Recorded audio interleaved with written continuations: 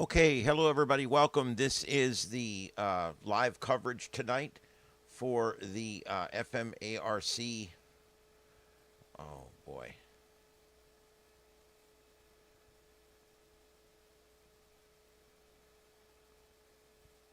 All right, bear with me here just for a second.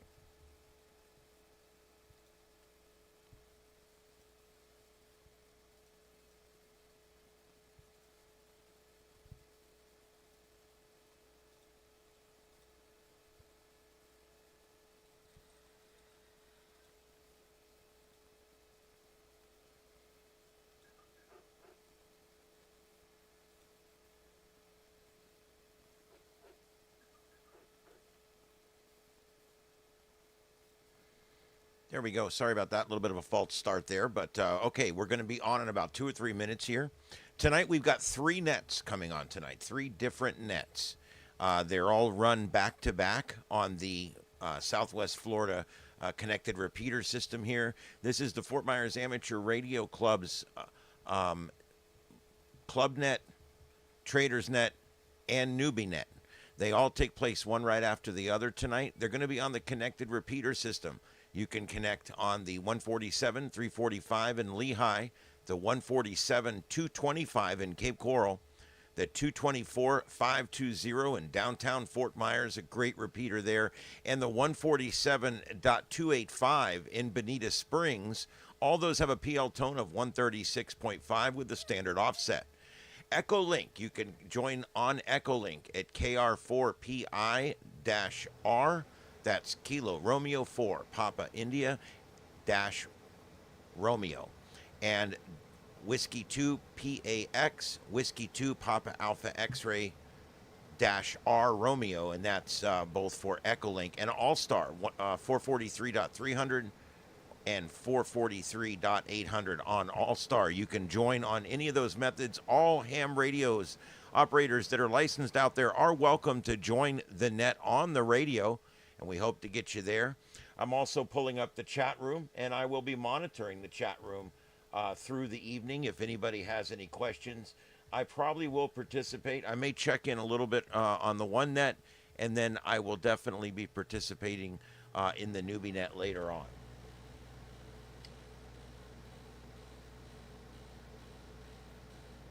All right, and like I said, we're standing by here. Just any moment, they're going to take over here, and we will be monitoring the net.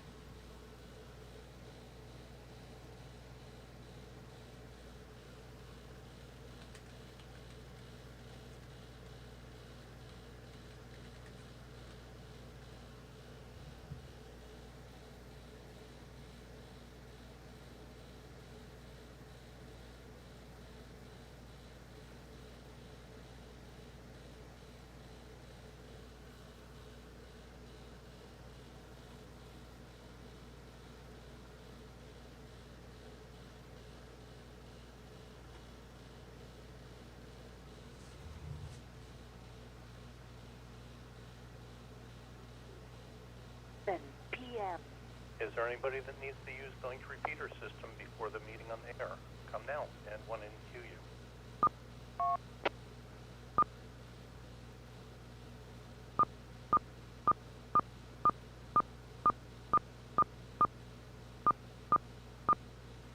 Nothing heard. We have had a member go SK. So everyone, please stand by for final call. Uh-oh.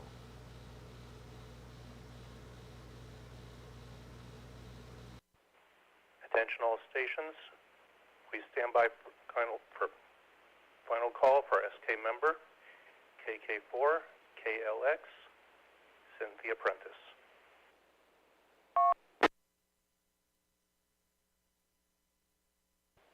KK4 KLX KK4 KLX. This is W4LX.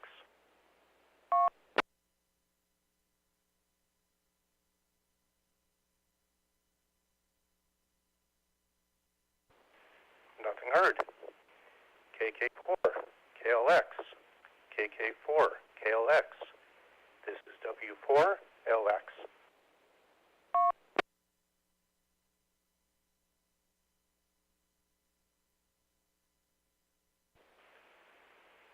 Nothing heard. KK4, KLX, KK4, KLK, KK4, KLK. This is W4, LX.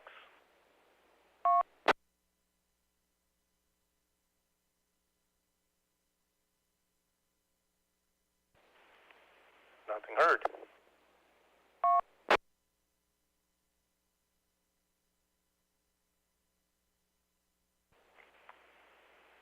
Godspeed, Cynthia, KK4, KLX.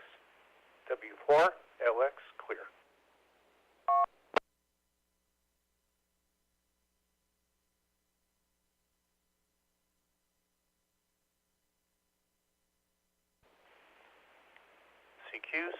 CQ. This is Larry, and 1NQU, Net Control for the Monday evening Fort Myers Amateur Radio Club meeting on the air. This is a directed net. Please listen to and follow the directions of your net control. I will be your host for this meeting's net and the trader's net that will follow the meeting. I do want to remind everyone that we are on a linked repeater system. Therefore, recognizing that it takes a few seconds for all the repeaters to come up, please pause a full second after keying up before talking, and then allow another full second once you stop talking before releasing the PTT switch. Hopefully this procedure will help everyone hear everything you have to say. As a reminder, we are always looking for folks to volunteer to be hosts for the Monday meeting on the AirNet. Training and scripts will gladly be provided. When checking in, if you have a desire to become one of the MOTA hosts, please mention that. Or you may also send an email inquiry to net_control@fmarc.net. Before we accept check-ins, we will first call on our board members. Our president, Carmine Ventrano, K1CJV. Carmine, are you on air tonight? Yes, Larry, this is K1CJV. I'd just like to remind everyone tomorrow evening at the Church of the Nazarene on Bay Shore Road in North Fort Myers is our general meeting. We hope to see everybody there. The meeting starts at 7 p.m. We have some business to take care of, and there's some training that's going to be taking place. I'm sure Bob will go over the training with you, what's going to be happening there as well. But come on out. We're looking forward to seeing everybody and moving on. There's a lot of good things happening with the club right now, and we're excited to see some steps moving forward, and a lot of good things are happening. That's all I have. Back to that.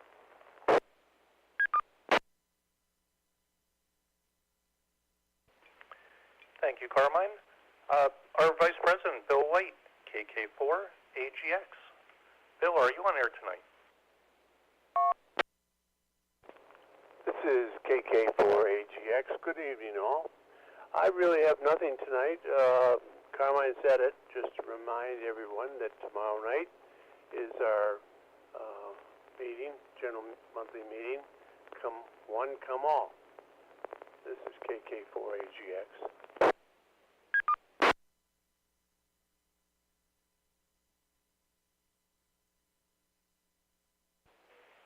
Thank you, Bill. Our Secretary, Lynn Johnson, KO4QHN. Lynn, are you on air tonight? Yes, Larry, and good evening to everyone on the net. I would ask that as you sign in tomorrow to the general meeting, that you please list if you're going to operate at field day or are willing to help us set up or strike. I need the numbers so I know how much food to go ahead and purchase.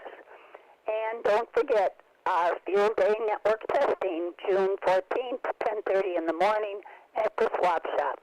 That's all I have, Larry. Back to Net Control, KO4QHN. K4SJC repeater. Thank you, Lynn. Our Treasurer, Leo Windler, W4LJW. Leo, are you on air tonight?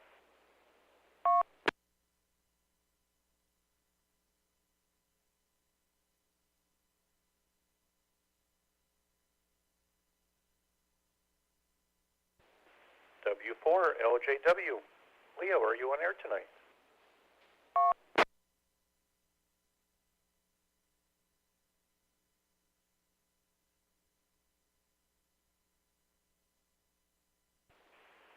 Nothing heard. Our director, Ryan Bobnick, KO4 RDZ. Ryan, are you on air tonight? Kilo Oscar 4 Romeo Delta Zulu here.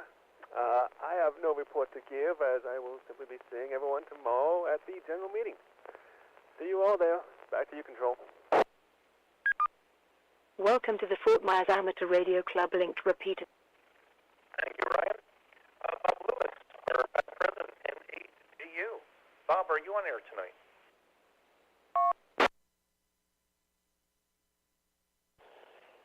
Good evening to you and everybody else on the net. This is Bob, NAGU, and just want to add a reminder that at tomorrow evening's club meeting that we are going to have our educational program. The educational program will be Part 2, Basic Concepts of HF Antennas. So if you want to learn about HF antennas, tomorrow, Part 2 of Basic Concepts of HF Antennas. Also, this coming Thursday is the 5th Thursday of the month, so our digital net is going to be a DMR net, and the DMR net will begin at 7 p.m. on the Fort Myers 61 DMR repeater. That is all I have for this evening. Back to Net Control from NAGU.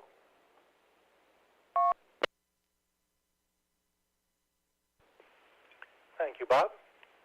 I will now call on any committee chairpersons who have a report. Is there any committee chairperson on the air that would like to give a report? Call sign and first name, please.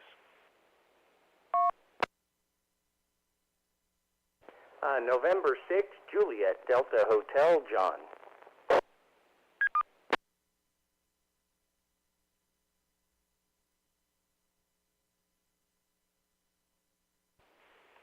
And 6, JDH. John, over to you, and congratulations on a very successful inaugural net. Welcome to the Fort Myers Amateur Radio Club linked repeater system. Thank you for that net control, Larry. I just wanted to remind everybody that we're going to be taking the POTA information net into its monthly cycle of the first and third Sunday of the month. That being said, our second session on the net will be held this coming Sunday at 2000 hours, 8 p.m. on the linked repeater system. Last night's net, the first net that the POTA information net held, we had 10 call signs participated. And it was a very enjoyable net, a very knowledgeable net, and I wanted to thank everybody for joining us. So we look forward to seeing everybody or hearing everybody on the first and third Sundays of the month from here on out at 8 p.m. on the linked repeater system. Thank you, Net, and back to N1NQU.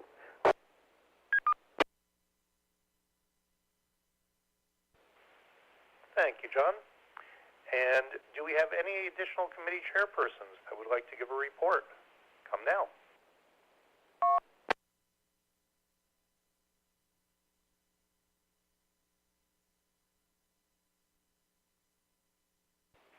Nothing heard. This is Larry, N1NQU, for the Fort Myers Amateur Radio Club Monday night meeting on the air. Do any of our club members wish to ask any questions of our officers or chairpersons, or to place any subject before the membership for comment? Call sign and first name, please. KM4 OWA, Robert.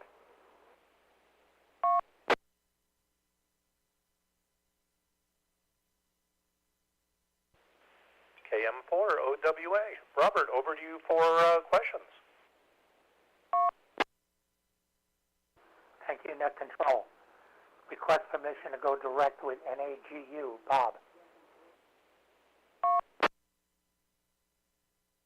Granted. NAGU, KM4OWA, Robert.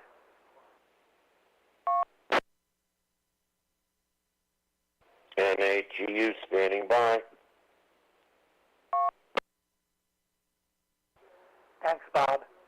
I would like to give a report on my HF antenna system on the meeting tomorrow through Zoom. And the only problem is, again, I got to cut off as soon as possible.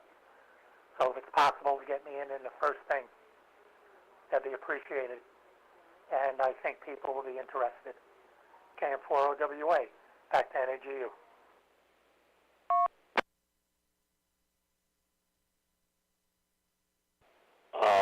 I would actually appreciate the offer, but I don't think we're going to have any additional time to do it at the meeting tomorrow night, but we could certainly fit it in somewhere.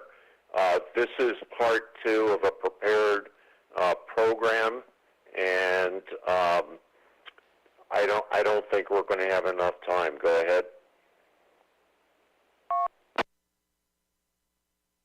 Understood. I can hold my comments and stuff till later. And I'll give it up on the Newbie net also in a little while.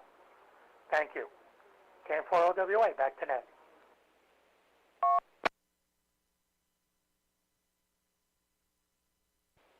Thank you, Robert. Do we have any other members that have a comment or question for any of our officers, directors, or chairpersons?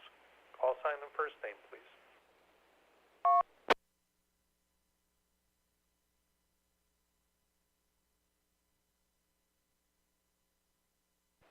Nothing heard. Before we take member check-ins, is there anyone that has a comment or a bulletin for the net? Call sign and first name, please.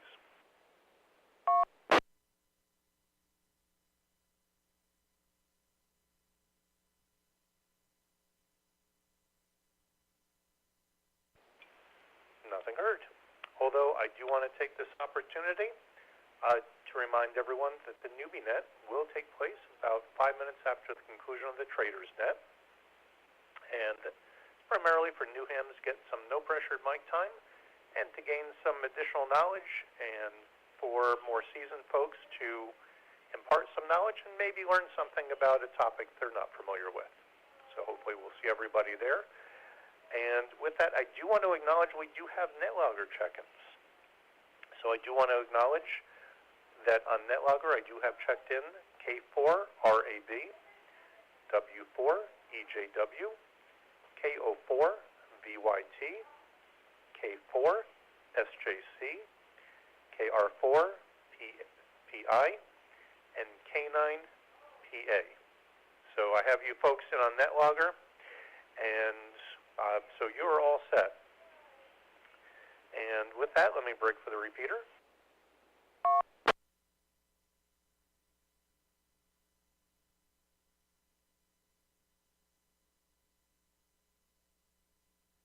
So when we are taking member check-ins, we are no longer asking that members report if they have a comment or trade. Just give your call sign and first name. I will now take check-ins from club members. Please follow the instructions of net control, as I'll be taking check-ins on specific repeaters and then those on Echolink.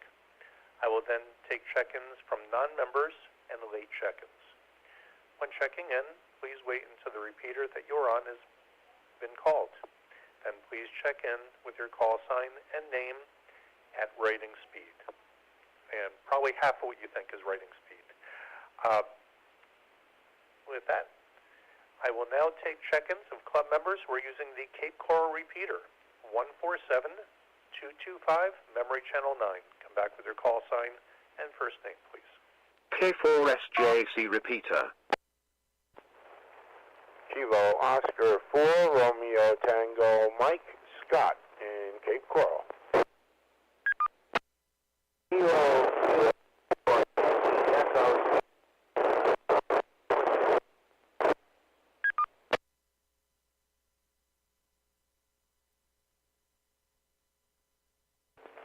Kilo Alpha 8, Foxtrot Tango Papa, Ron.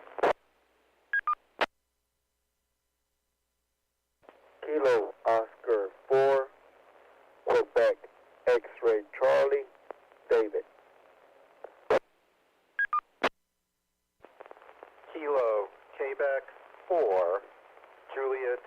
X-ray Echo, Dan.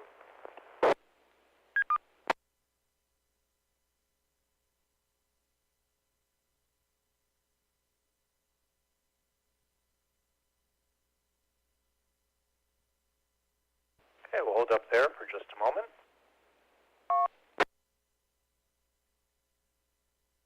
Whiskey 6, Whiskey, Whiskey, Whiskey. 10 at Fort Myers. 8, Kilowatt Foxtrot 6, Ron, Foxtrot Juliet KO4, Delta, Mike, QXC, David, and KQ4, JXE, Dan.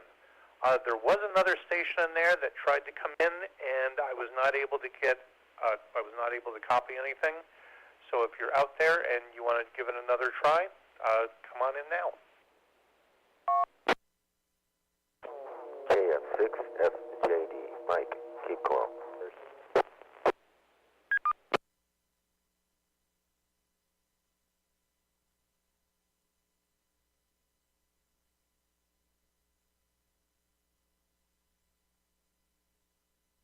Okay, I copied KF6, FJD Mike, and I think there was a double in there. Anyone on the 147225? Come now, call sign and first name. Kilo Oscar 4, Romeo Tango Mike, Scott in Cape Coral.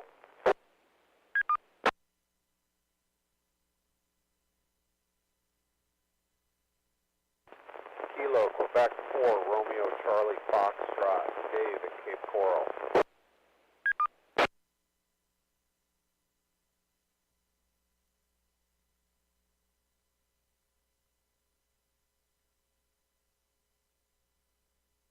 Okay, we'll hold up there for a moment.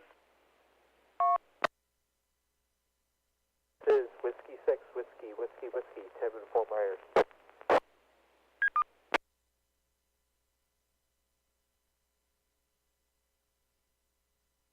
Okay, we'll hold up for a moment.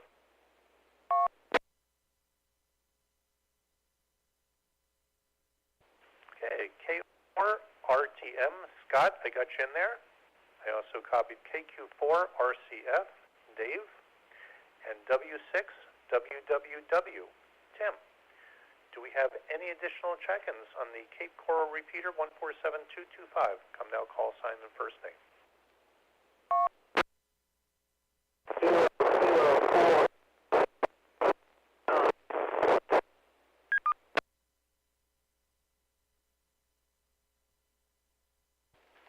Station coming in, I was not able to copy you. If you can give it another try, maybe get to a slightly better location. Kilo 4, Yankee Echo Sierra.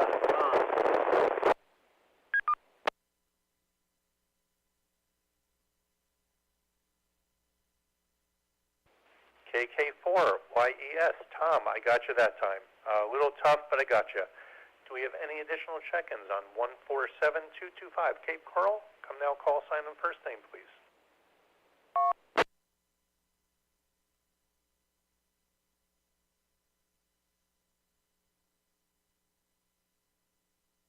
We'll give another call. Do we have any additional check-ins on 147225?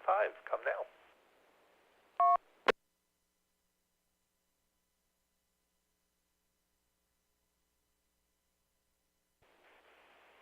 Nothing heard. This is Larry, N1 NQU, Net Control for the Fort Myers Amateur Radio Club Monday night meeting on the air. I will now take check-ins of club members who are using the Lehigh Acres repeater, 147345, Memory Channel 5. Come back with your call sign and first name, please.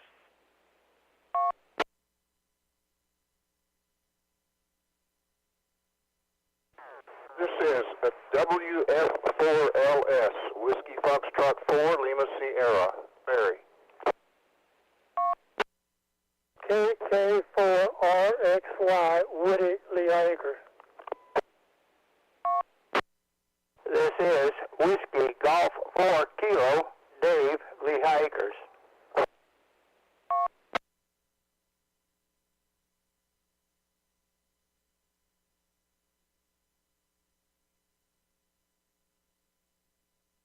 Okay, we'll hold up there for a moment.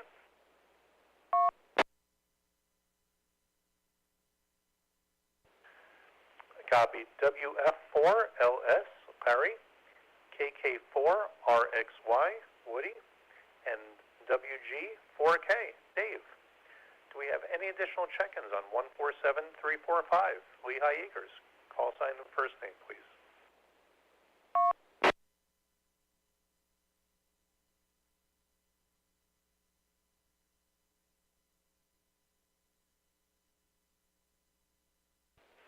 Nothing heard. I will now take check-ins of members who are using the Bonita Springs repeater. Bonita Springs 147285, memory channel 25. Come back with your call sign and first name, please.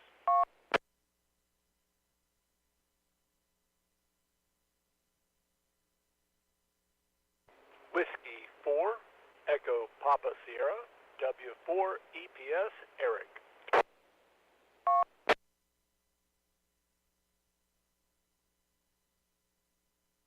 KQ4 TRR, Kilo Quebec 4, Tango Romeo Romeo, Jeff.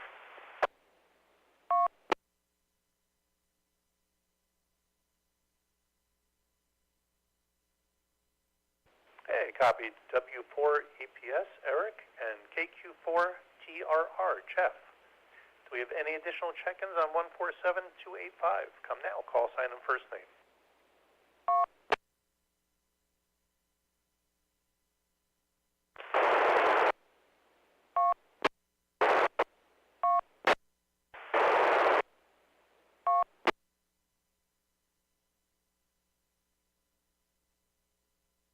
Station that was trying to come in, you were not copyable and you were having a really tough time holding the repeater. Did you want to try it again?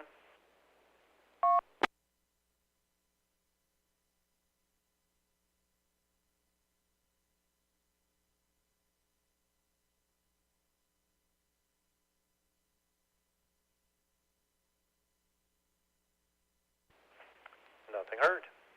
So with that station that was trying to come in, if you want to maybe get to a slightly better location and call in when we do the late check-ins, non-member check-ins, or try to get to a different repeater or Echolink. We can definitely get you in later. With that, I will now take check-ins of club members who are using the 224520 repeater, 224520, memory channel 81. Come back to your call sign and first name, please.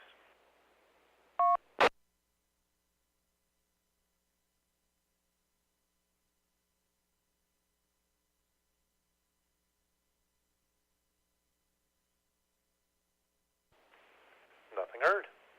I will now take check-ins of club members who are using the 433.300, 433.300 repeater, the Sanibel Allstar node. Call sign and first name, please.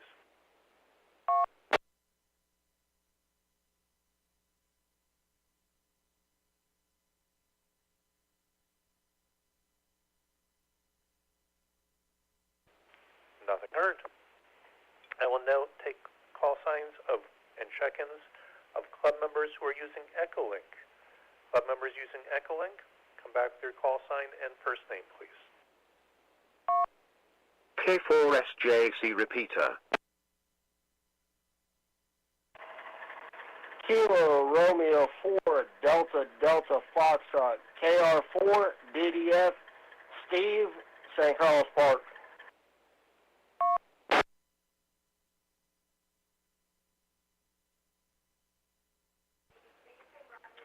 This is KQ4KNP. Bill from Estero. I was the one trying to call in that you could not copy.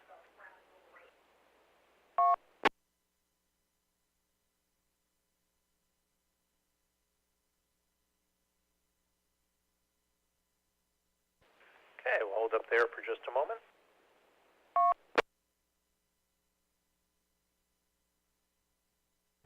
Okay, copied KR4DDF, Steve, and KQ4KNP. Bill, thanks for coming in.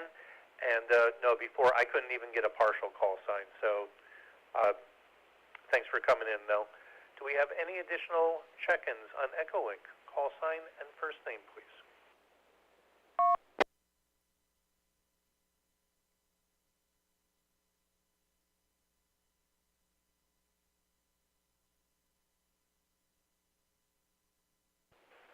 Nothing heard.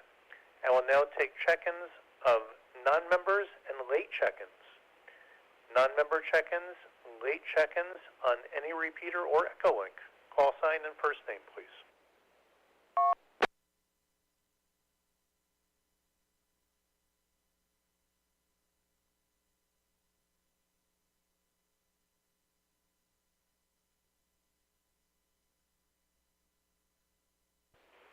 Nothing heard. So I do want to thank everyone for taking the time to check in tonight, especially on a holiday weekend. And I will now close the FMARC Monday night meeting on the air and open the Traders Net. This is the Monday Night Traders Net. You may trade, sell, or buy amateur-related items. Is there anyone that has a trade or wants to list something to purchase? Call sign and first name, please.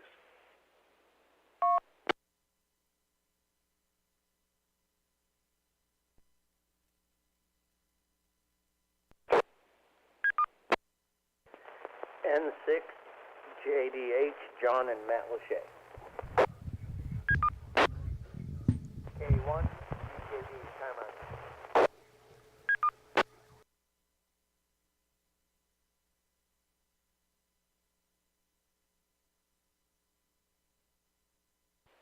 Okay, we got a few people in there.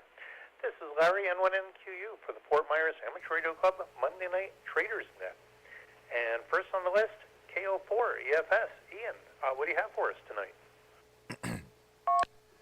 KO4 EFS. Yeah, just a quick note out there. Joseph and I, Joseph KM4 OVZ and myself, we're looking for Roan 25 and Roan 45 tower. We'll take it down for you. Just give me a shout. My call sign at Gmail or his call sign at Gmail.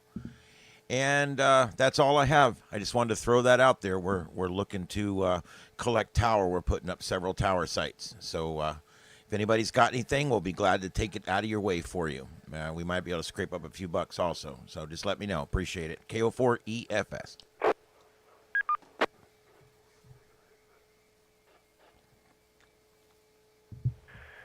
Thanks, Ian. And I never know when somebody's going to need that. Thank you. And John, N6JDH, over to you. What do you have for us tonight?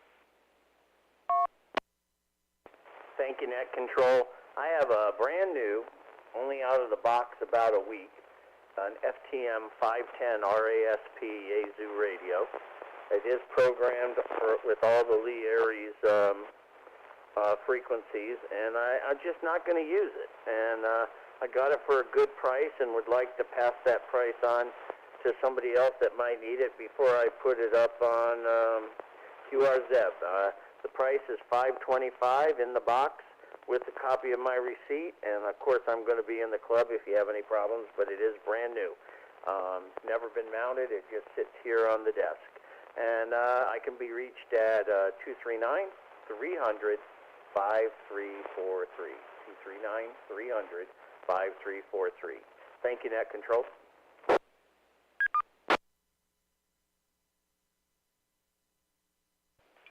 Thank you, John.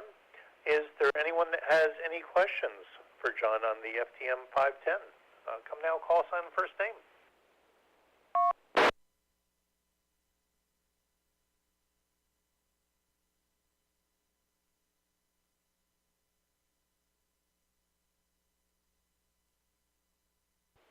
Nothing heard. Although John did give out his contact information, so feel free to give him a call if you have any questions or you're interested in the FTM 510. Carmine, K1CJV, what do you have for us tonight? Over to you. I have one item that I'm looking at right now. It's an FTM-NSR. That is a 10-watt, 2-meter, 7-watt, 70-centimeter mobile rig that's designed for motorcycles, ATVs, and boats. It's waterproof. It does have an external speaker that is waterproof, but the microphone is there. It is a Yaesu, and this one here is new in the box. Pretty much looks like it's new in the box. So It looks like it's been taken out, looked at, put back in the box. There is a second one that is installed on a motorcycle. This one was just a companion. Not sure what the original price was. They don't make this anymore for motorcycles and stuff, but it's got all the hookups so you can hook it up to a helmet. And the asking price on it right now is $500, but I'm not sure if there's any wiggle room on that. But if you want, you can give me a call, 781-856-9025. That's all I have.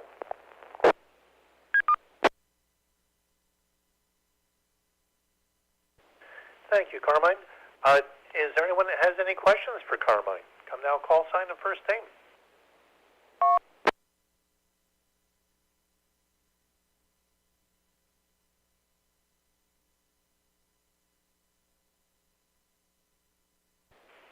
Nothing heard, although you do have contact information, and that is a very unusual radio that is actually designed for motorcycles. And they're discontinued, so you don't see as many of them out there. It'll getting a little bit harder to come by. So with that, we'll give another call. Is there anyone that has a trade or wants to list something to purchase or something that they're looking for? Come now, call sign and first name.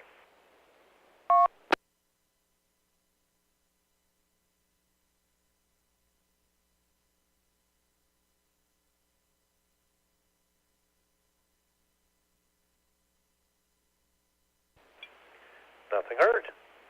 So with that, thank you everyone for participating in this evening's meeting on the air and Traders Net. I will now return the link repeater system back to normal amateur use.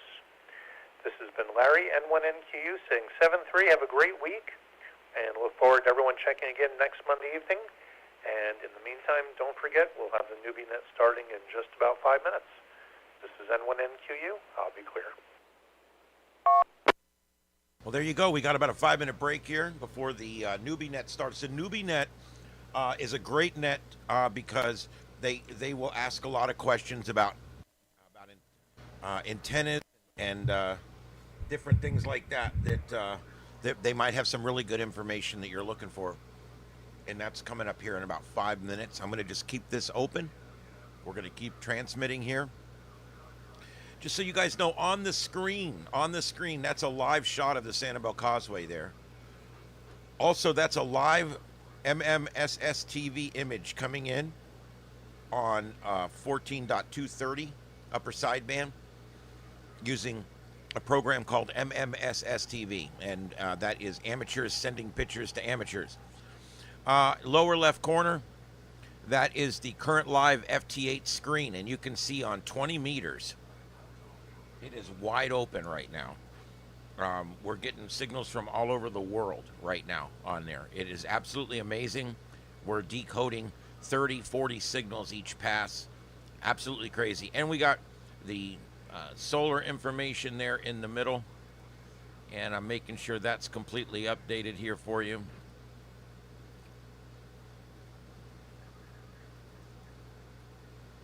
That's weird. That doesn't seem to be updated. K4SJC repeater. I'm going to work on that and see what's going on with that. Anyway, and the lower right is the aircraft tracker, and that's giving you the latest position of all the aircraft in the area here where the net is going on. And then, of course, we've also got the radar in the upper right. That's Radar Omega, where we got 5 storm chasers on the ground, and we're watching this storm right here. That we've got a radar indicated tornado at this point in Gillespie and Laleno, Texas. Tornado warning remains in effect until 6:45 for central Gillespie and southwestern Laleno counties. A severe thunderstorm capable of producing a tornado was located over Cherry Spring, or 18 miles northwest of Fredericksburg, moving southeast at 35 miles an hour.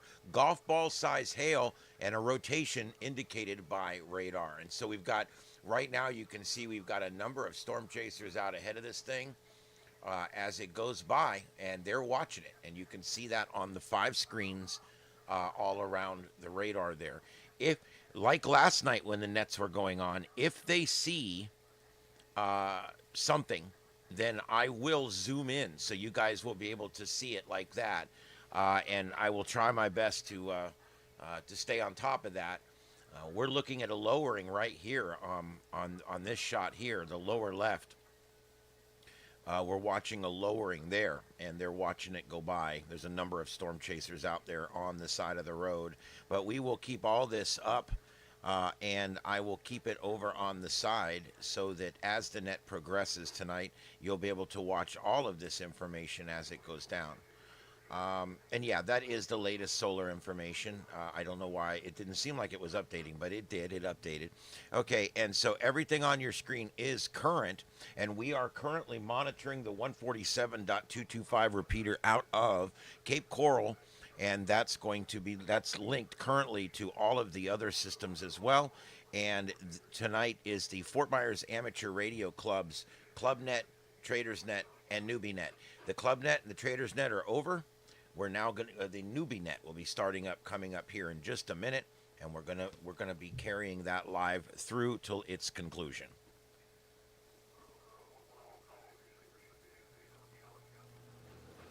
KT Money, what's up, man? Yes, it's called MM. That's Mike, Sierra, Tango, Victor. So it's MMSS TV. And that, if you just look it up and download it, it's a simple little program that runs on your computer. If you want to run it on your Android phone, you can do that. And you can literally run it on your Android phone and hold the Android phone up to the radio, and it will decode. You can actually put it on your phone, go to my MMSS TV stream, which is live right now, hold your phone up to the speaker, and you can actually decode it right off of my stream to see that it's working. It's really cool. It's basically fax, but it's done via radio.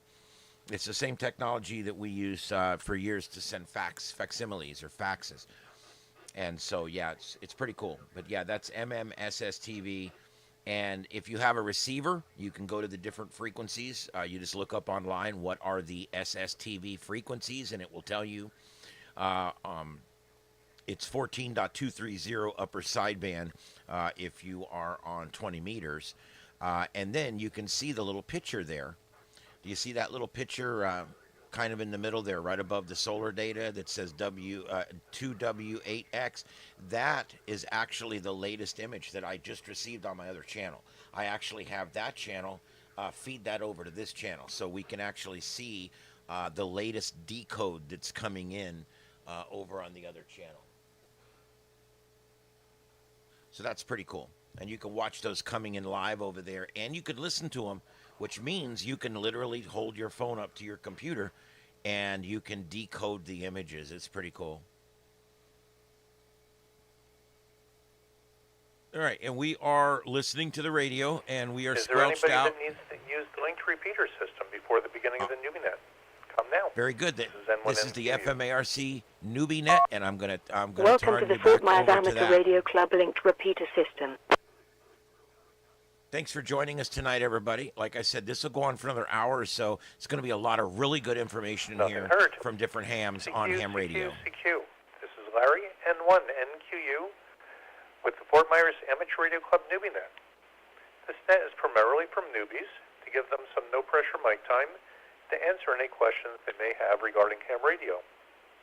What we do is take check-ins, then go around twice to see who can answer those questions that come up. Please, if you use phonetics when checking in, use the standard A, RRL approved phonetic alphabet. This is Larry, N1NQU, taking check-ins for the Newbie Net. Net control. This is Whiskey 4, Echo Juliet Whiskey, Ed, Cape Coral. Net control. This is November 6th, Juliet Delta Hotel, John and Matt Lachey.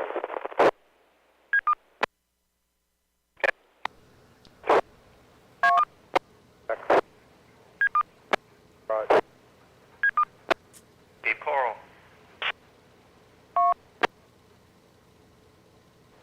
Net control, KM4 OWA, Kilo Mike 4, Oscar Whiskey Alpha, Robert Echolink.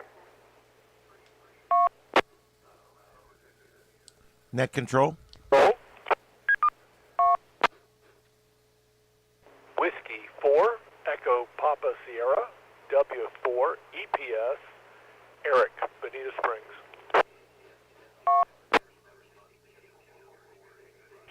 Net control. GU, Bob Fort Myers. Jesus Christ.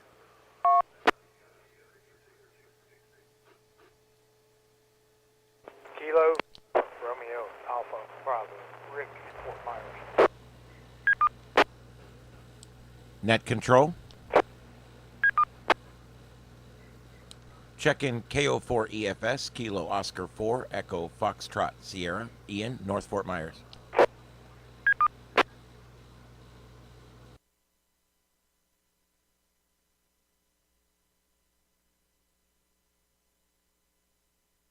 Okay, we'll hold up there for just a moment.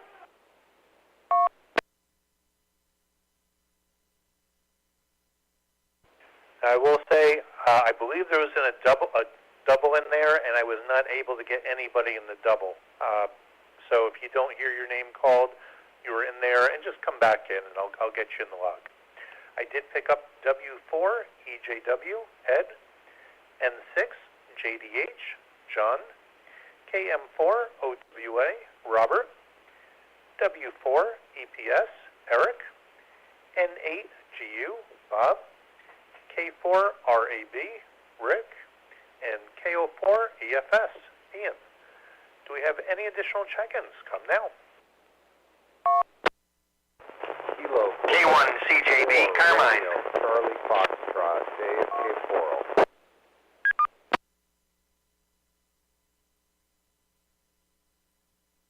Recheck K1 CJB, Carmine.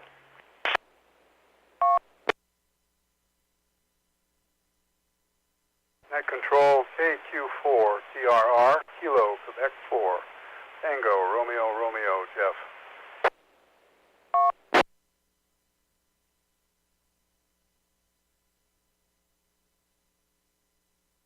Okay, we'll hold up there for just a moment, and we had a double, but I think I got everybody in there. I picked up K1 CJV, Carmine, KQ4 RCF, Dave, and KQ4 TRR, Jeff. Are there any additional check-ins? Come now, call sign and first name.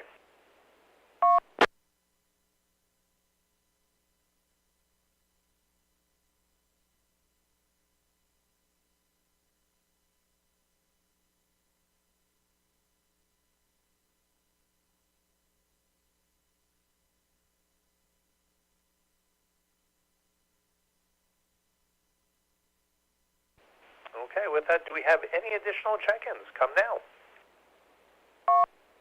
K4SJC repeater.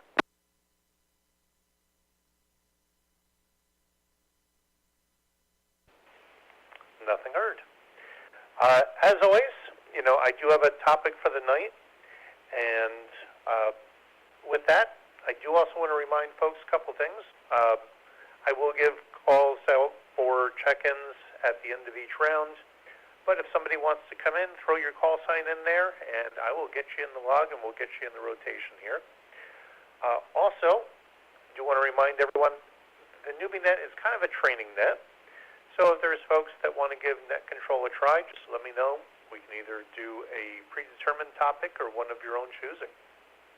So I do want to let everybody know that with the holiday weekend, I do have my daughter tonight. So if there's a longer pause in between, sometimes I have to corral her or she's asking me something or whatever. So I'm not ignoring you. I didn't forget you. So. And it's almost time for her bedtime because tomorrow is a school night. So with that, let me break for the repeater.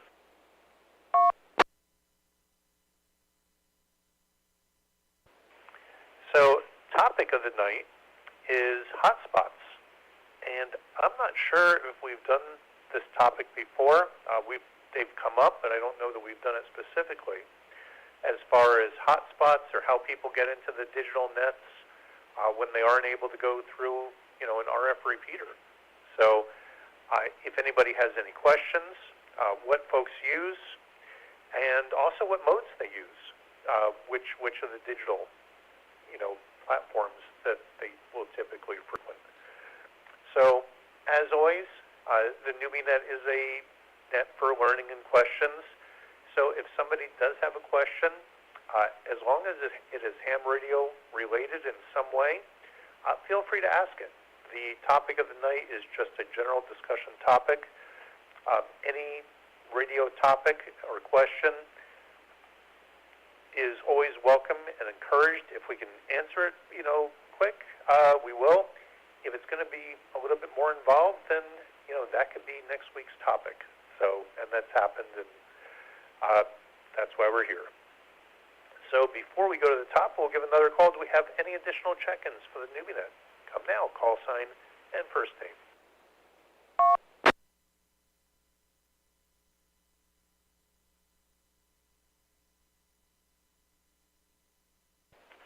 Nothing heard. So with that, this is Larry, N1NQU for the Fort Myers Amateur Radio Club Newbie Net. We will go to the top of the list, and Ed, W4EJW. Over to you. This is W4EJW. Good evening, Larry, and the rest of the net. Hotspots. I personally own an Open Spot 4 Pro. That's what I use for DMR. And this week I hope to take delivery of a Raspberry Pi. I worked or researched part of this last week to try and set up a remote system so that I can access my radio when I'm out of the area, which I plan on being in a couple of weeks. And along with that came the Raspberry Pi, because that's what's used to link a particular radio. So that's what I have, and that's what I will have, although I'm not really familiar with the Raspberry Pi. This is W4EJW, and I give it back to Larry.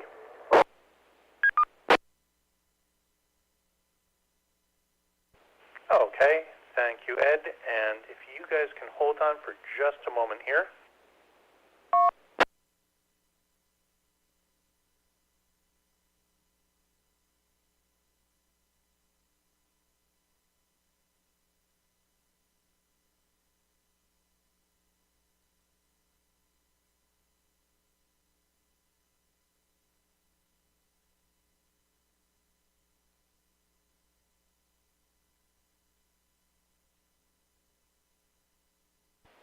Okay, I am back. Thank you for being patient. And somebody's a little bit tired after a long weekend, and she's putting herself to bed a little bit early. So, thank you, Ed. And the Remote TX, you're going to enjoy that. I was kind of surprised how well it worked, and I think that you would be actually the third person on the net tonight that actually would have that. John, N6. JDH, over to you. Thank you, Net Control. Well, I do use a Raspberry Pi to access DMR, and I have Anytone 878 that is used to access the Raspberry Pi for that.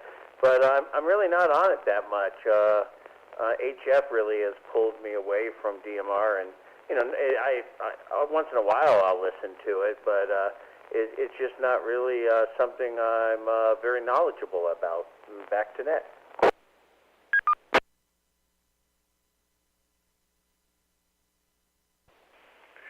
Thanks, John. Just curious, I didn't know if you do any digital or a lot of digital. Back to you.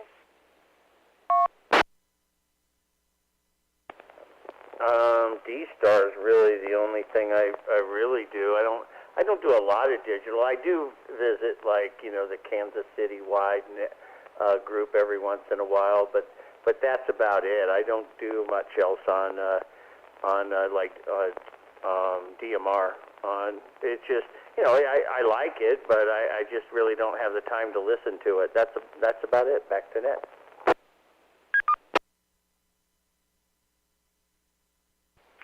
Okay, thanks, John. And I was just curious. And, and there are some folks that really love it, and they spend a lot of time on it. And there are certain folks that, would just prefer to play with other modes. And look, nothing wrong with that. It's a big hobby. There's a lot for everybody to do. And, so if you're not really big in the digital, and especially if you can make it into a repeater on RF, then, hotspot becomes a little bit less necessary. And with that, we'll go to Robert, KM4 OWA. Over to you. Thank you, Net Control. I'm going to go off subject here and tell you the problem I had and how I solved it. I have a 991A, and I have it on I have an antenna on a tripod, an ATAS 120A auto-tune antenna. And I had high SWR on HF. I contacted DX Engineering, and their quote to me was, make sure you have a really, really, really good ground. So I went out and purchased 2 4-foot copper grounding wire rods, drove them in the ground, hooked them up to the tripod, which is aluminum, and turned on the radio, and it worked perfectly. I was able to talk to Cleveland, Ohio, and Tom Provenzano, who's our member of the club down in Florida. So it worked absolutely perfect. Grounding is very important, I just discovered. KM4OWA, back to net.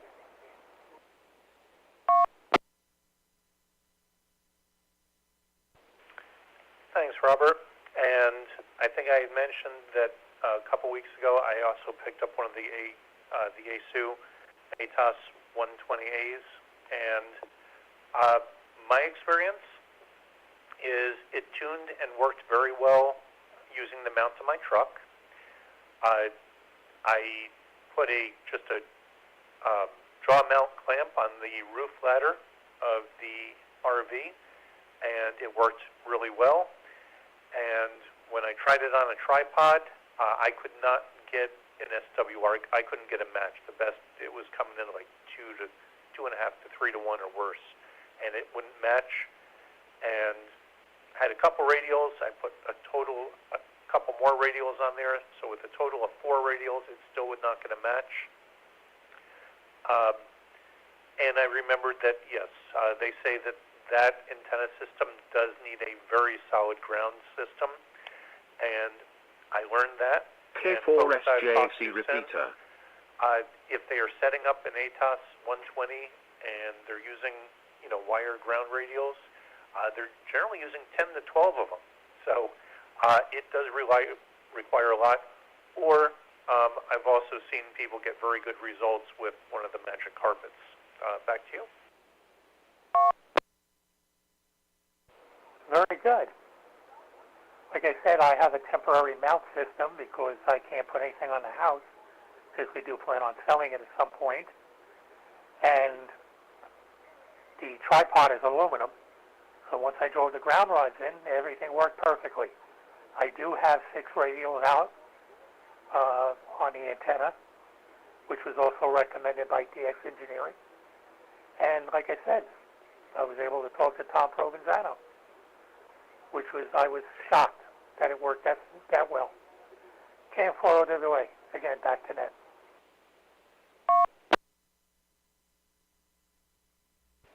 This is Larry, N1NQU for the Fort Myers Amateur Radio Club Newbie Net. And so I'm not shocked that the antenna worked that well, because researching it, I heard very, very good reports as far as, how the antenna performed. What kind of surprised me was that, they did say up front it needs a very, very good grounding system. And, I figured, okay, 2 is good, 4 is going to even be better. And when they mean it really needs a really good grounding system, they weren't joking. It really needs probably a lot more than you would need for a normal antenna. Back to you. Yeah, I agree with that 100%.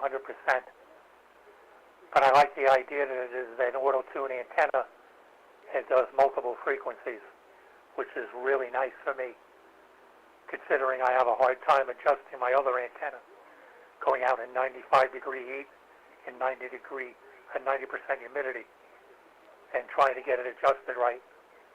This thing does it automatically. It is a really good antenna. It's basically made for a mobile, but like I said, it can be adapted to a base. Again, KM4OWA, back to net.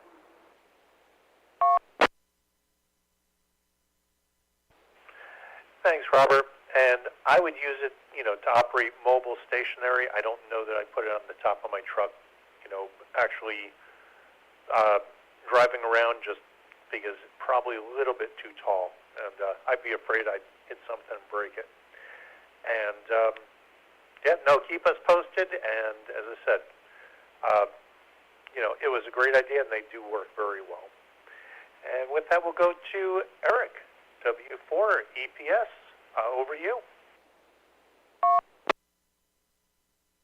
W4 EPS here.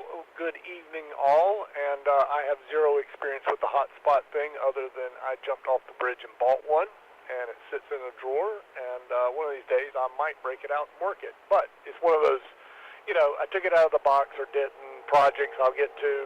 I'm sure everybody gets ahead of their thing. Nobody else has these, right? I'm the only one in the group. Anyways, as far as the ATOS goes, I know I spoke with Robert before he bought his and gave him some of my experiences with it. But I am going to put it on my truck.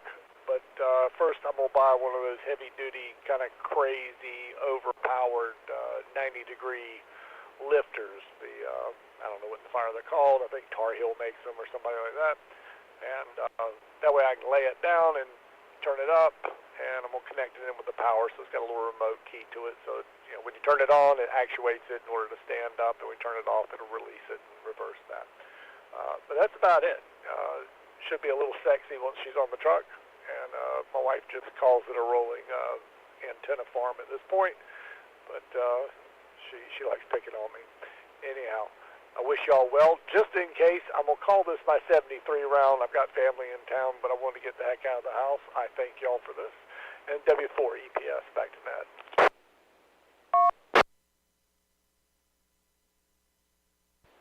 Thanks, Eric. And I get teased a lot, too.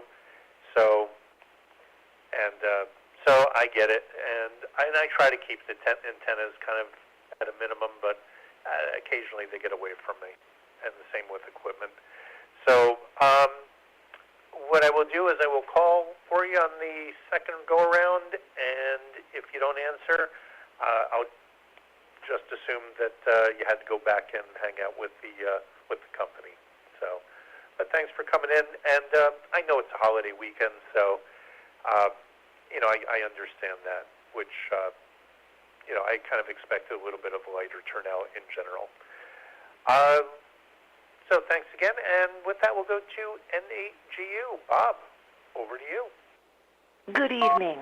The time is 8 p.m.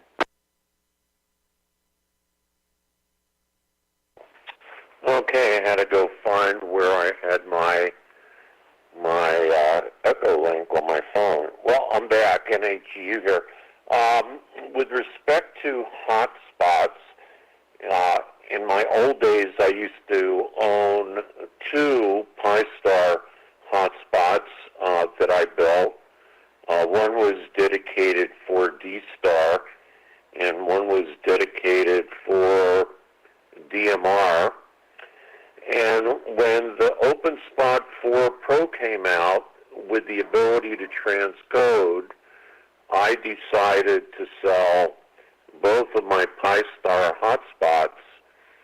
And the sale of those 2 basically just about paid for my one OpenSpot 4. So what is it about my OpenSpot 4 that I love? Well, it transcodes. So I was also able to sell my D-Star radio, and I just keep my Anytone 878. And my 8 will do DMR, which is native to the radio, but using my Anytone 878, using my OpenSpot 4 Pro, my DMR radio will also transcode and do D-Star. It will also do YSF and Wires X. It will also do P25. So just with that one little hotspot, I'm able to use one mode of a radio to do all of the different modes of digital radio. And so if somebody owns a YSF radio, you could get the YSF radio to transcode D-Star and DMR and P25. And if you have a D-Star radio, you can get it to do DMR and you can get it to do YSF and P25, break for.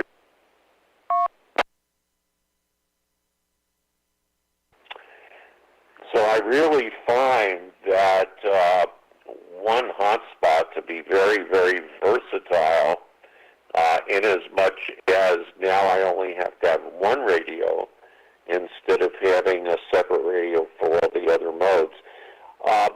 If I may, I'd like to revisit the topic from last week where there was a big conversation about QRP radios.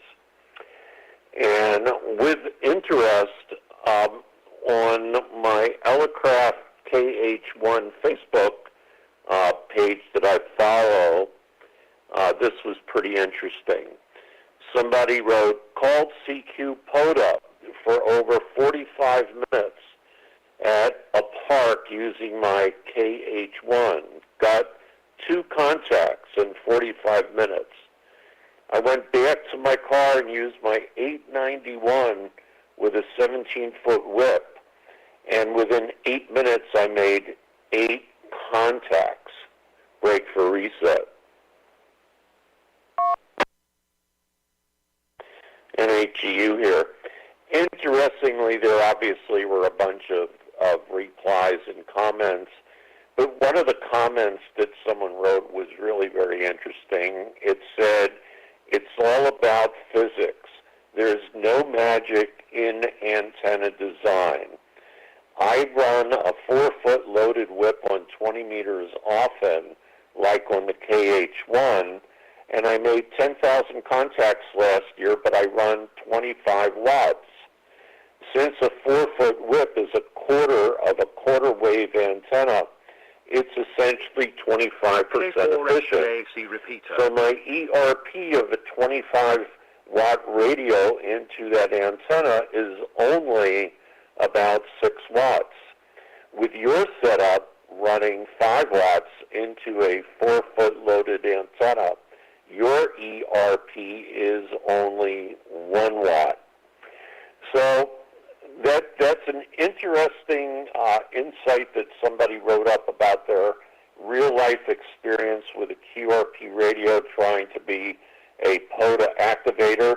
And I bring it up for those out there that are still contemplating getting their first radio as one of the new QRP radios in hopes of having successful parks on the air, and you will probably find it to be frustrating. Back to net control from N8GU.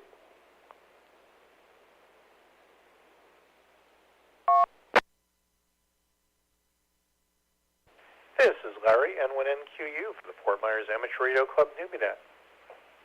So, Bob, I would say that I didn't necessarily, find anything surprising. And I will be the first to say, and I know I said it last week, and I will, restate it, that I am a firm believer that your first HF radio should not be QRP. Okay? So your first radio should be a QRO 100-watt radio. Now, that being said, I will generally not run my radios at full power because there's not any reason to. A lot of times I'll back the radios off to 80 watts. really not going to hear much difference between 80 and 100. And on the 891, I just actually backed that off to 60 watts. And I'm talking sideband. I would even, back it off a little bit more, or a lot more, if I was, doing any kind of digital, a full duty cycle mode. So that being said, yes, I've used, a lot of it is if you're using QRP. Well, let me rephrase that. If you are operating portable, you are already at a disadvantage, and you have to understand that. So if you're probably using a portable antenna setup, and it's probably a compromised antenna. And if you're lowering your power and running lower power, then you're probably, even a little bit more compromised. And if you're trying to get into pile-ups, then, there's stations that are base stations running, full power plus. And heard a guy come in the other day, and he sounded really good, and it's like, yeah, but he's running 1,000 watts. Let me break for the repeater.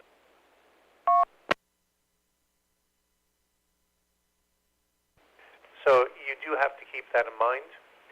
So one thing is that if you are running lower power, you do have to be aware that it is going to be, a little bit more of a challenge, especially if you're trying to get into pile-ups.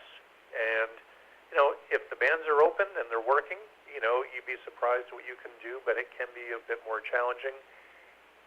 And just because you're running QRP or a low power, even if it's, 20 watts, it doesn't mean that you can't set up a 17-foot whip or, a wire antenna or an end fed or an off-center dipole. It doesn't mean you can't set up one of those antennas and run low power either.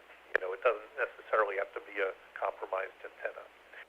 So, but again, and I've said it before, I will say it again, your first HF radio should be a full power radio. And if you decide you want to get into QRP, you can always, dial down the power to 5 watts and give it a try. And, look, I have both, and I enjoy playing with both. Back to you, Bob.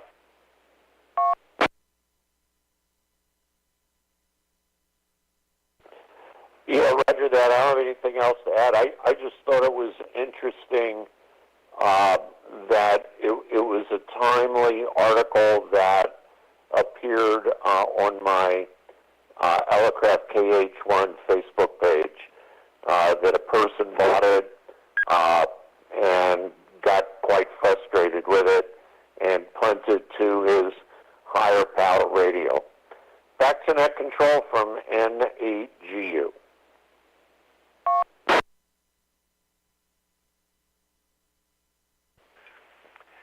Thanks, Bob. And as I said, that little antenna that they, ship with it, if you get the package and that little ground wire, I equate that to the AX1 antenna that Elecraft puts out, and I've used that AX1 antenna, and that was just plain frustrating. So I would always opt for a better antenna, doing QRP than, a little tiny whip. Thanks, Bob. And with that, go to Rick, K4, RAB. Over to you. Welcome to the Fort Myers Amateur Radio Club linked repeater system. This is K4REV. Yeah, well, I tend to operate some QRP from time to time, too. Did a little bit today on the medium speed test this afternoon, and I made several contacts. Wasn't as easy as it is without it, but I always like to pair QRP rig with a full-sized antenna if I can, too. Makes an enormous difference. Good antenna and good cable. So anyway, unfortunately, I'm not too knowledgeable in the subject you're talking about otherwise, the business with the hotspots. Usually I tend to think Wi-Fi hotspots. So anyway, I do have one of those here. But anyway, yeah, QRP, I'm one of these that I even disagree with a handheld being somebody's first FM rig. I think they should go ahead and buy a full-sized FM mobile rig because otherwise they're going to be frustrated getting into the repeater. So I'd rather them be able to make contacts to start with. But just my point of view. So I'm going to turn it back to Net K4REB.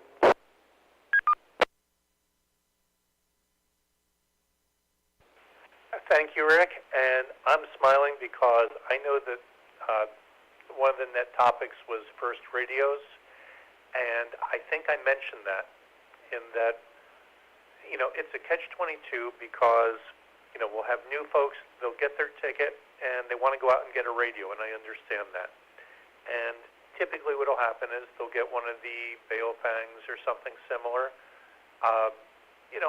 relatively inexpensively, and, I'm not saying that they don't have their place, but, if somebody takes one of those, handhelds and they figure they're going to be able to use that handheld to get into all the repeaters, and then they start having difficulty or they can't get in, they can't be heard, I think there's a frustration level that sets in there.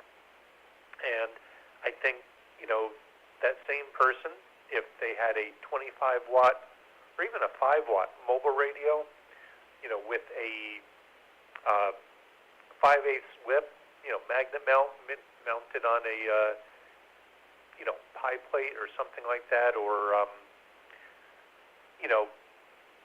aluminum foil, and all of a sudden now they start getting contacts. I think we wouldn't lose as many people from the hobby when they get started because they would make those contacts. And I'll send it back to you for comment. Yeah, well, I definitely agree with that. If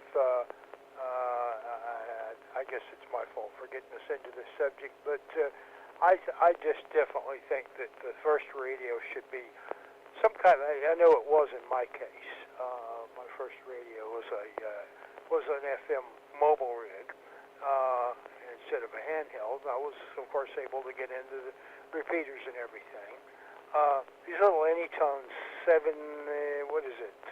I've got one here. It's a little Anytone rig. It's FM rig. Puts out 25 watts on 2 meters and 70 centimeters, and I think that's an ideal first radio.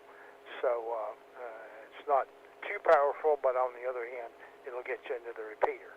Even around here, when trying to get checked into nets, sometimes I feel like you need a 500-watt amplifier, but just me. So anyway, back to you, K4REB. K4SJAC repeater. So what I would also add is that I think one of the things that would really, really help is that if people had a better understanding when they're brand new as far as limitations of the HT, because in effect you're QRP and you're going through an antenna which is extremely compromised, and it makes it difficult. And it's always neat when you have new hams and they're having all this problems trying to get into any of the repeaters with the radio, and then they take that same radio and they go out and they get a 5/8 antenna, mag mount. They stick it on their car, they stick it on some lawn furniture, and now all of a sudden with that same HT, now they're actually getting into repeaters on that same power. And I think then and there, the new folks, start to realize, wow, I can do a lot with a decent antenna. And, it kind of, shows them what's possible. And, Rick, I'll send it back to you for a quick comment. Well, if you want to operate QRP, you need good cable and you need a good antenna. So that always makes a difference. I'm wanting to put me up a horizontal loop over here for HF to operate QRP. See if I can get the 2-element Yagi in all directions effect. So anyway, don't have anything else, so I'll send it back to Net K4REB.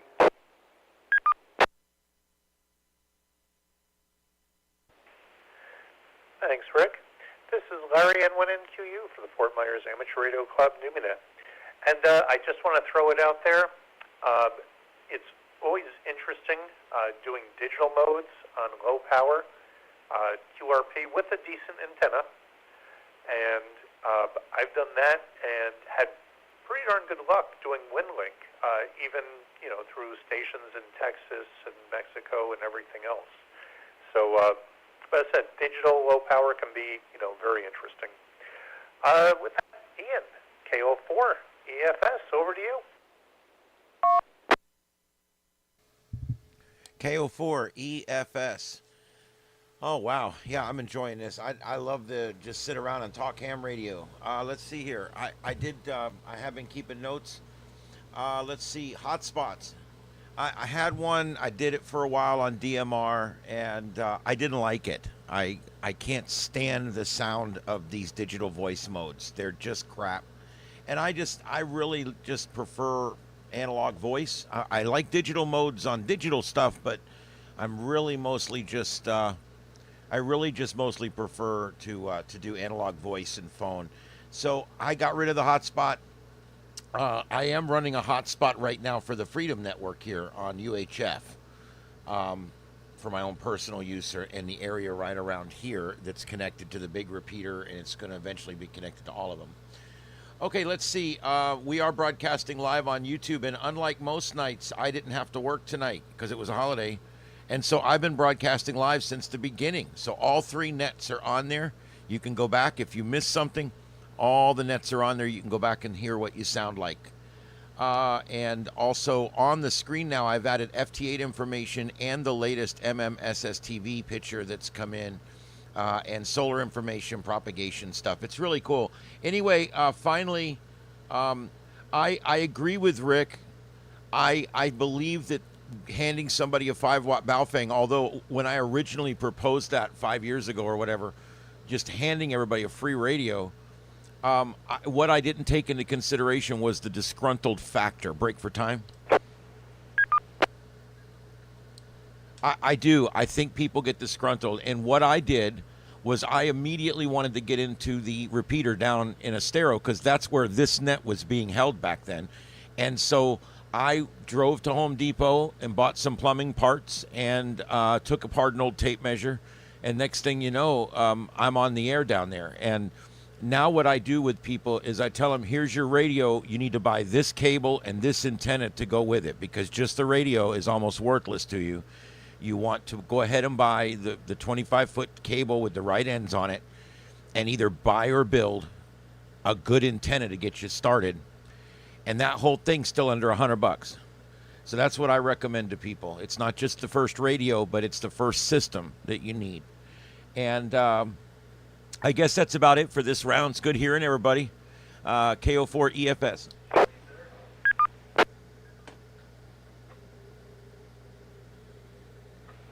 Thanks, Ian. And that's a great idea. And as I said, it's even the 5 watts on one of those Baofengs. It makes a huge difference if you're going through that little rubber ducky antenna, and all of a sudden you put a decent antenna on there, and it's amazing how far you can get out. And and it's also educational, so people realize, hey, I can do a lot with lower power if I build a decent antenna or buy a decent antenna, and sometimes that's a lot more economical than definitely more economical than buying more power with a bad antenna. So, thanks, and good point. And live streaming. I'm not sure if I want to hear what I sound like. I've been told I have a voice for radio, or a face for radio, and a voice for CW. So, I will leave it at that. So, thanks, Ian. Carmine, K1CJV, over to you. Hey, Larry, this is K1CJB. Yeah, I have an Open Spot 4 Pro, which I really don't use that much. Basically, if I had probably octopus arms and I had 8 of them, I probably could get to use it every now and then. But I just have a lot of stuff going on with all those different irons in the fire. So certain digital modes, I just don't have the time to get into everything. So it makes it kind of difficult. I got the Yaesu HOI 2 up and running for that mode there, but I don't get into any of the real digital stuff. I like talking to people. I don't like my computer talking to people. So I'd rather talk. I'd rather use voice or somehow. Break the repeater. Yeah, and talking just a little bit about the HTs. My first radio I started with was an HT, and the first thing that I did was I got a ladder line, hung it up on my curtain rod, and was able to reach the repeaters with no problem. I now have a X50A sitting inside an umbrella stand, an outdoor umbrella stand that goes over the dining room, over the table, and with a small 4-foot pole with the X50A on top of it, and I can hook up my Baofeng or my SID radio 5 water up to it, and I can reach just about every repeater with that, and I have also the ability to reach with the tri-bander on that Baofeng with a small ladder line, and that ladder line was like $25. I can reach the $1.25 net with that on that Baofeng with that ladder line indoors. So yeah, it is QRP. You can reach certain things. Is it the best deal? But when I first got started, that was basically what I wanted to invest. Now I got too many radios. So we'll take it at that. And I think that's really, you have to really look at what like Ian said, it's a system. Buying a small HT and not having a decent antenna, if you want to use it as in your home or in a mobile station, you don't have a decent antenna to go with it, then you're really selling yourself short. But, and the only other question that I have is for Larry. Larry, how is your FT1? Did you get it in there? Are you working on it or what?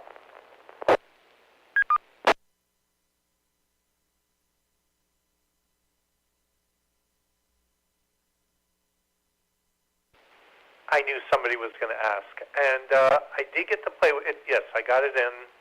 It came in Wednesday. Wednesday was a little crazy. I had the Fusion Net, and like you, I know that you're handling linking on one repeater. I'm handling linking on the other repeater, and then another HRI is doing. I think it's using the unused UHF pair. In the meantime, so K4SJC wasn't able to really. Well, I was able to front program in some stuff in the front panel. There was also a Zoom meeting from another club that I was trying to monitor. So I actually programmed in some of the Fusion stuff from the front panel, and that was surprisingly easy. The audio on it is absolutely phenomenal. This weekend, between the heat schedule, my daughter. I did not actually get it on the air. Looking forward to it, but as I said, I did get to play around with it, on the kitchen table. Hooked up a dummy load just in case, and was able to go through the menus, play around with it. One thing I will say, for anybody, that has other ESU radios, the menu system is kind of a cross between the FT710 and the FT991. So it's kind of like in between those, but I did find it easier to navigate than the 991. So this is Larry N1NQU for the Fort Myers Amateur Radio Club Newbie Net, and I'll send it back to you, Carmine. Net control. Net control. This is Kilo Quebec 4. Sierra Charlie Yankee. Okay, this is K1CJB. Thank you, Larry, for that info. I did notice that it does have dual receive on it. You can actually monitor HF and VHF at the same time on the two different bands, which is that's really, really nice, and that is rare to be able to monitor an HF and a VHF or an HF and a UHF at the same time, and which is really kind of interesting. I did see that it had a split, but does it have crossband repeat on it? Do you know?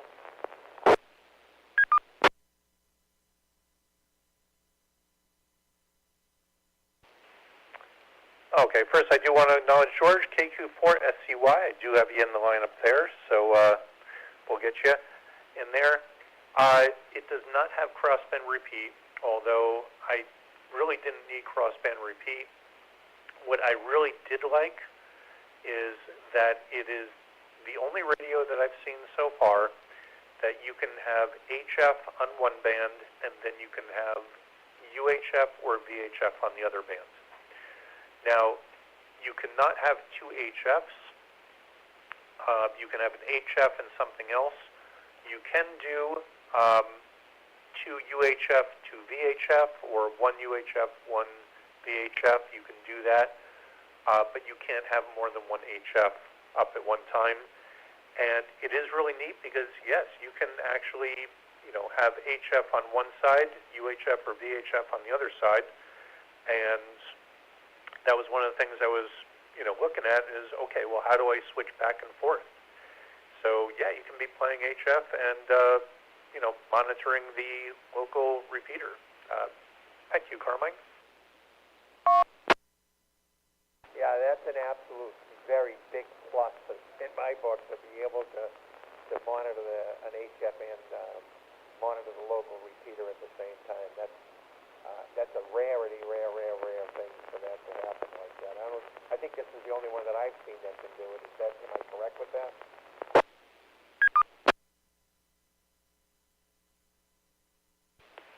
As far as I know, that is the case. I do not know of any other radio that'll do that as far as Shack in the Box, and that has dual receivers, and you can monitor them separately. And the other thing that's kind of neat is that the QRP version and the full power version will work with the ATOS 120A, and the 120A, and I forgot to mention this, I don't know if Robert's still listening, the 120A will tune from 40 meters all the way up to 70 centimeters. So if you're using either the QRP version or the full 100-watt version, you can hook that up to the ATOS 120 and get everywhere from 40 all the way up to 70 centimeters. Back to you, Carmine. Thank you, Larry. This is C1CJV. You've answered my questions. I don't know, that's really kind of tempting. With that, I'm going to turn it back to you, and I got to go walk the dog. I'm going 73. I may come back and catch you in a bit.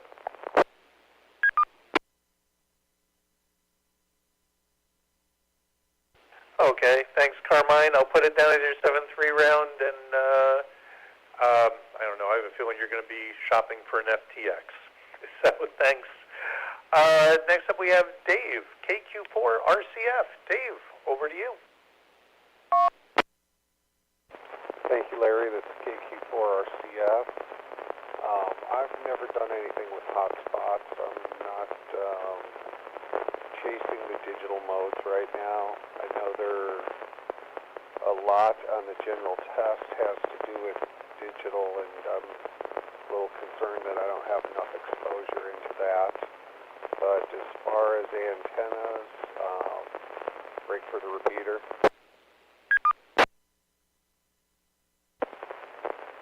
I get the HT hooked up to a real antenna. I'm able to, on my Baofeng, throw up my J-pole up, I guess the top of it at 22 feet and hit Port Charlotte repeaters from my house here in the Cape over by Pine Island and Del Prado area. But my little rubber ducky, he won't get me very far at all.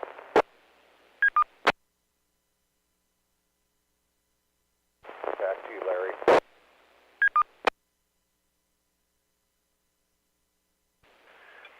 Thanks, Dave. And that's fine. Not everybody is into the digital modes, and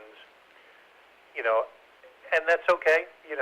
Some folks they do a lot of it. Some folks don't do anything at all, and then some folks are somewhere in the middle. in that spectrum, and there's nothing wrong with that. And yes, it is amazing what you can do with even 2 or 3 watts, on a Baofeng or one of the Chinese radios, if you hook it up to a decent antenna. And I would probably say that, if somebody was looking for a first mobile setup, and they didn't want to spend a lot of money, they could get a mag mount, a decent mag mount antenna, and, with their, a Baofeng or something similar, hook that up to the external antenna and, use a, speaker mic or Bluetooth and use that as their first mobile. And the difference between using that as a mobile or trying to use the HT from in the car is going to be a world of difference. Back to you. Thank you, Larry. I was under the impression HTs don't work well in the car because of the interference from everything. I never really tried it. I've had it on a couple times as I'm driving down the road, never really picked up anything. I'm generally working from home on my radios, that is. And other than that, that's about all I got. I'm going to use this as my 73 round. Feeling a little under the weather, so you guys have a great night, and thank you. Back to you, Larry. This is KQ4RCF.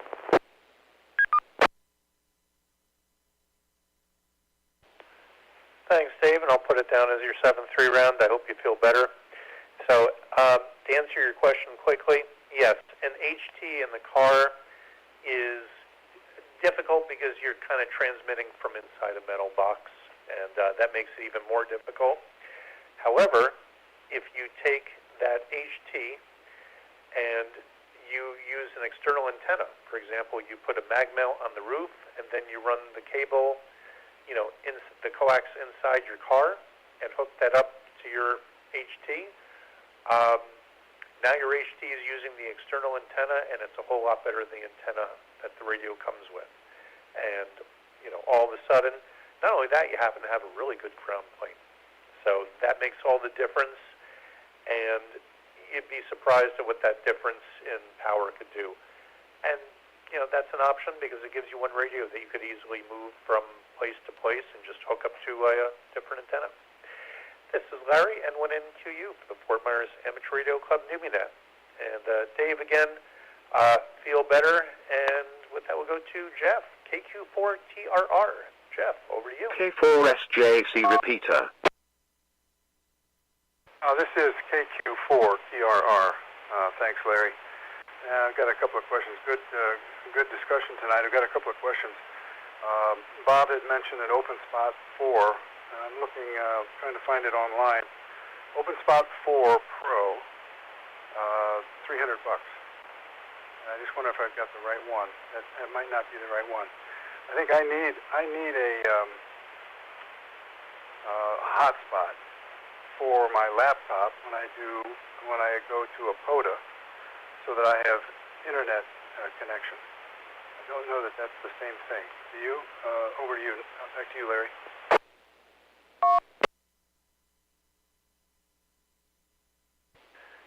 Jeff, that's a great question.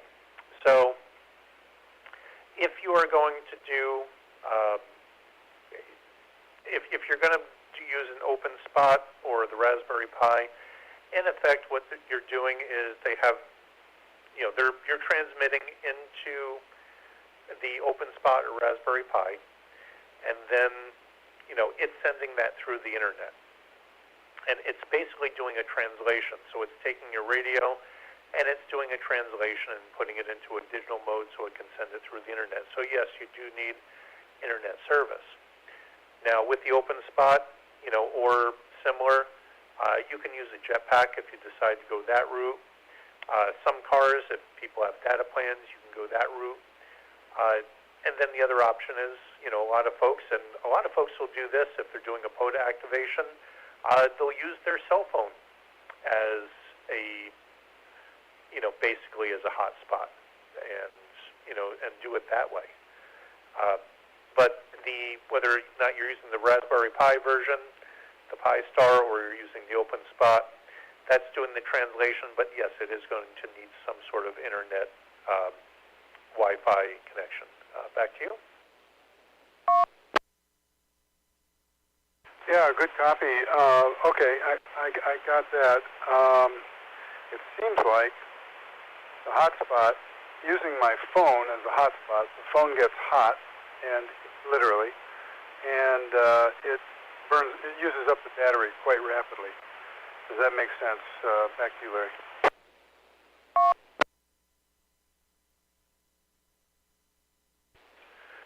So, yes, what happens is your phone, you can use your phone as a hotspot and, connect to it, basically provide a Wi-Fi signal to the area. It does work in a pinch. I used to use it if I went camping, but it is not necessarily the phone's strong point. The phone is a phone, and that just happens to be a feature that's in there. Now, when we go camping, what I did is I put a little jetpack, on, my plan, and with my plan, I was able to add it for $20 a month. And what that does is that has its own phone number, and basically it connects to the, 4G network, and that is designed to actually operate as a jetpack, as a, router and everything else. So I find that, yes, they do much better than trying to use a phone, but in a pinch, the phone will work. The other thing you can do is if you're doing POTA, the HAMRS, you can get it as an app. If you do the app, I think it's like $5 because they have to pay the App Store, where if you use that logging software and you get it, just for, let's say, your Windows computer, it's free. But there are a lot of people that they'll just use their cell phone and they'll log right on their cell phone. And now you're just using the regular data plan. You're not using it as a hotspot. Back to you. Okay, tell me again the app. You said MRS. Do I have that correct? MRS app is about $5 a month or so. That's one way I could still use my cell phone. But I am interested in the Open Spot 4 Pro. It looks like it's $300 from this outfit called Shark RF. Shark RF is listed in Estonia. It also has an office in Wyoming, Sheridan, Wyoming. That sounded better to me. At least it's somebody here in the States. So I don't know if you know anything about the vendor or the price. Back to you.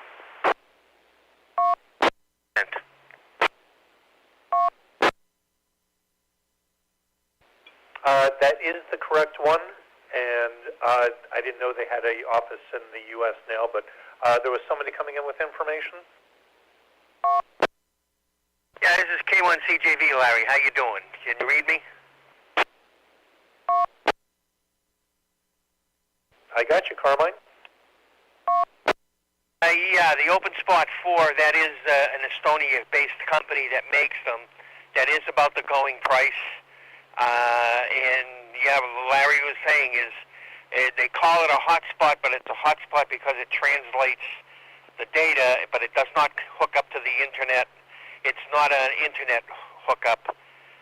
You have to hook it up to the internet, either wirelessly or with a hard wire, in order for that to work properly. So I use, if you're looking for also POTA software, Ham2K Polo also has an app that will go on your phone, also on an iPad. So if you have an iPad with a phone number, like I have one like that, that will work. That's a free app, and they're coming out with their version of the for Windows based as well. That should be out shortly. But you're really looking at. I use a T-Mobile emergency hotspot like the Jetpack, and I pay $10 a month, and it just sits there. It does absolutely nothing. year-round until I absolutely need it for emergencies. If my AT&T lines go down, I can switch that one on and at least get emergency messages out if T-Mobile is still up. So that's what I have, and I can convert that up the number of minutes, the number of gig high the day before the storm, and the day after the storm, I can turn it back down again. But there are some options to get you on the internet. Back to Ness. Welcome to the Fort Myers Amateur Radio Club. Thank you, Carmine. And yes, Jeff, the name of the company is Shark RF. They are based in Estonia. As I said, I didn't realize they had a U.S. office now. And they're pretty much selling direct, so, the price is the price. You are buying it direct. You're not going through, retailers on it. And yeah, there's different data plans. My jetpack has a decent amount of data, but if we're camping and we're away, especially my daughter with her iPad, she can go through some data. So this way I don't have to worry about it. And the name of the program, it is not $5 a month. I believe it was $5 for the app. And that's only because if you get it on your laptop, there's no charge. They do it at no charge. Going through the app store, I believe it was something like $5 or $6 for the app. That was one-time purchase. It was not a ongoing monthly fee. And a lot of people call it HAMRS or Hammers. It is actually spelled Hotel, Alpha, Mike, Romeo, Sierra. Again, Hotel, Alpha, Mike, Romeo, Sierra. And this is Larry N1MQU for the Fort Myers Amateur Radio Club Newbie Net. And Jeff, back to you. Did you copy that? Roger, Larry. I copied it loud and clear, and I'll thank Carmine as well for the info. So just my last comment to wrap it up and make sure I got this all straight.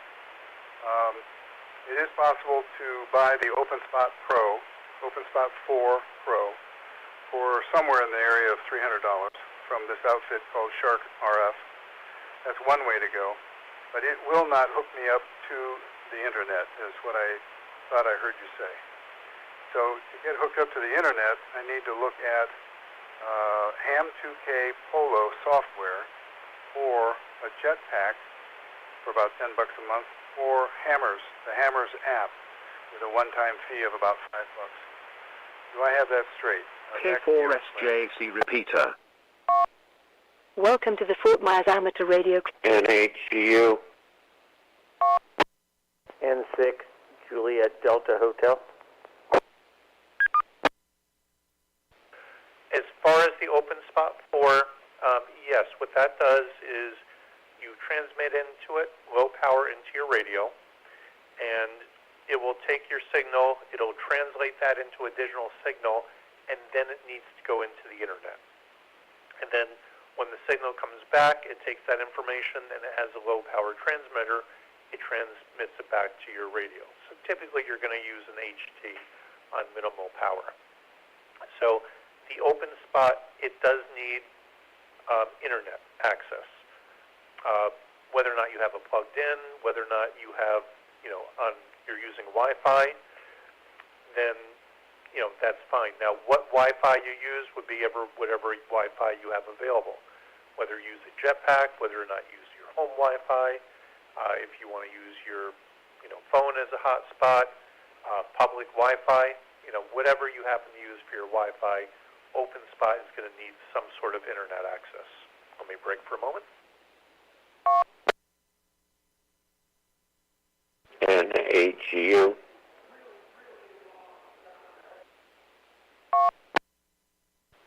To do logging. And the 4K app that Carmine was referring to, and the Hammers app that I'm referring to, will let you can download that right to your phone, right to your iPad, and as long as your iPhone has internet service or your iPad has internet service, you can do your logging directly from that app. So you don't need to, get a laptop and internet access. There's a lot of folks that'll go out and do POTA, and they're just logging directly into their phone, and they're all set. They have the internet access just on their regular data plan. Back to you, Jeff, and hopefully that cleared it up. Welcome to the Fort Myers Amateur. NAGU. I have to go 73. I'll be QRT. Thanks, Net Control.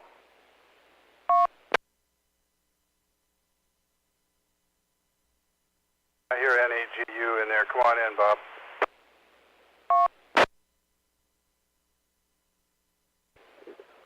Okay, so the price that you're looking at on the Open Spot 4 is in euros, $314 in euros, which at the moment is the equivalent of 358 US dollars.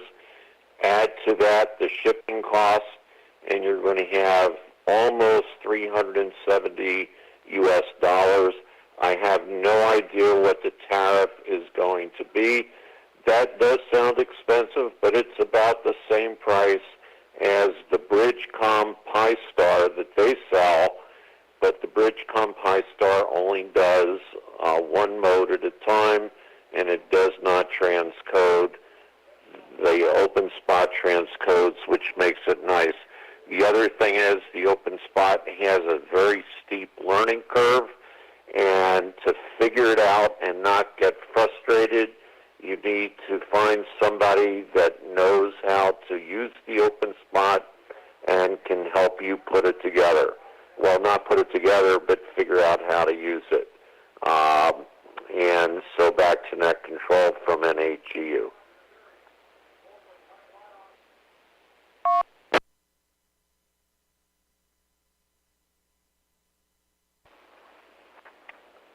Comment?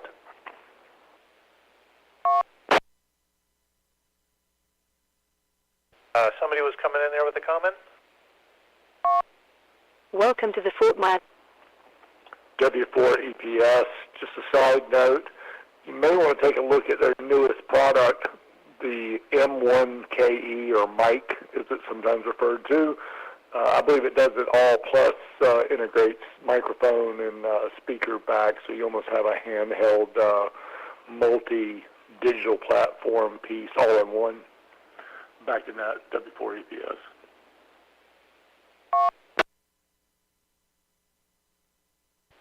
Thanks, Eric. And Jeff, did that kind of clear things up a little bit? Yes, sir. That clears it up. That's good info, and I appreciate everybody's input. And thanks again. I'm going to do some research. I've got to figure out how I want to hook this up, and I may need some help. I will need some help, no question about that. So this may be another breakfast, Bob. We'll see what happens here, but I hope you're open. But anyway, thank you, Larry. I'm going to send my 73s along to you. This is KQ4, TRR, Kilo Quebec 4, Tango Romeo Romeo, Jeff, 73.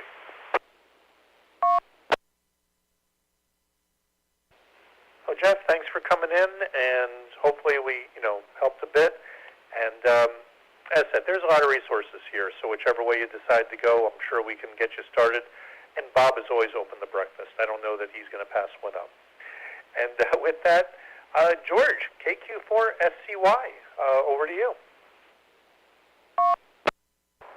Well, thank you, Larry. I had to step away from the radio for a bit. I was tracking this satellite, the Lilac SAT-2. I didn't get a contact. I never have. And then I got a phone call. So I guess I'm going back a little bit, but I started out with a Bofang from the club, and I think it's a good entry level to see if you really want to get into ham radio. But I guess you would have if you took the technician's test.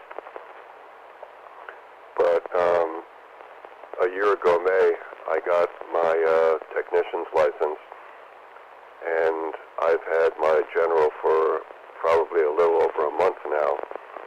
But in the meantime, from the Bofang, I have two ICOM base stations radios, an ID52A for D-Star, the M1KE, and the OpenSpot 4. Also, I've gotten into satellites recently, so I have the dual antenna egg beaters up on the roof, and the CSN SAT controller. So it's been just about a year, and that's what I progressed from that little Bofang. Over. Welcome to the Fort Myers Amateur Radio Club linked repeater system. Thanks, George, and congratulations on General. I kind of have a love-hate, thing with the HTs and the Bofangs as entry-level radios. And as I mentioned before, on one hand, it's kind of nice because they're inexpensive and it gives folks an opportunity, to get on the air right away. However, that's depending on if there's a repeater, that you want to talk to that was within your range. Whereas if somebody gets the radio, gets a, Bofang or, and they spend a few dollars on it, and they're in an area where they can't get anybody on that radio, then, my concern is that folks get frustrated and, they're like, okay, I wasted my time and effort, and you see those people kind of drop out of ham radio shortly after, getting their license. Where, I really like Ian's idea where he'll say, hey, here's a Bofang, and now that you have that radio and you have that 5 watts, go out and either, make an antenna or, buy a mobile antenna, and, that just increases, and now folks can actually get on the air and they're not going to get discouraged and drop out. And the same thing is when folks, tend to, if they went with a mobile, and you don't even need 50 watts, but just a mobile with a decent external antenna or maybe 25 watts, people get on the air more, they become encouraged, and they tend to stay around and more interested in the hobby. Back to you. Right, Larry, I agree. Maybe if they got they put the mobile radio with more wattage in their house and got an antenna.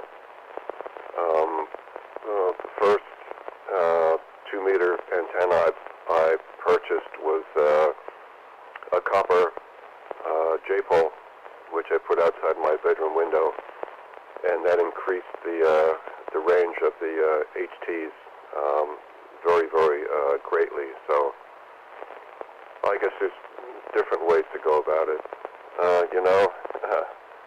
You might have to laugh, because I'm certainly not. I got up and I was looking for the net at 8 o'clock in the morning, and then I heard people here saying evening, and I'm going, why are they saying that? Until I looked out the window and it was getting dark. I had a very, very bad fall. I fractured 2 vertebrae in my back working on an antenna about 3 weeks ago, so I guess I slept all day. So anyway, back to you. K4SJC repeater. Well, George, I'm sorry to hear that, and hopefully you're on the mend. And yeah, folks, you have to be careful when you're climbing on stuff and putting up antennas, and it's real easy to fall, and especially some of us are getting a little bit older, and I know that sometimes I think I can do. I think I'm in my 30s still, and I'm not. So that being said, as I said, the best idea I've heard so far, is what Ian KO4EFS was saying, that, hey, go out, here's a Bofang, have fun with it, and by the way, get a good external antenna with it, and now you're still talking under $100, and that small jump from $35 to $100 can mean the difference of somebody getting discouraged and somebody staying, with the hobby and progressing in the hobby. This is Larry N1NQU for the Fort Myers Amateur Radio Club, Newbie Net, and George, let me send it back to you real quick for comment. I think it was N1QU. Yes, I agree 100%. It's antenna. So, like I said, I guess there's all different ways to look at it. Like I said, I've gotten into chasing these satellites. I don't know if it's been worth the money, but if you have it, I guess you can spend it. So, I guess after I've slept all day today, I guess I'm going to be up tonight. Oh, what I wanted to say is the HF frequencies, 80, 40, and 20 meters has opened up really, really good today. So I guess the conditions are just wonderful. So anyone with an HF radio might want to check in there because it's very, very unusual to see what's in there now. So I guess the sun has been good to us. So I'll be QRT. It was nice being in here. Thank you so much. This is Kilo Quebec 4, Sierra Charlie Yankee, and I'll be QRT on your final.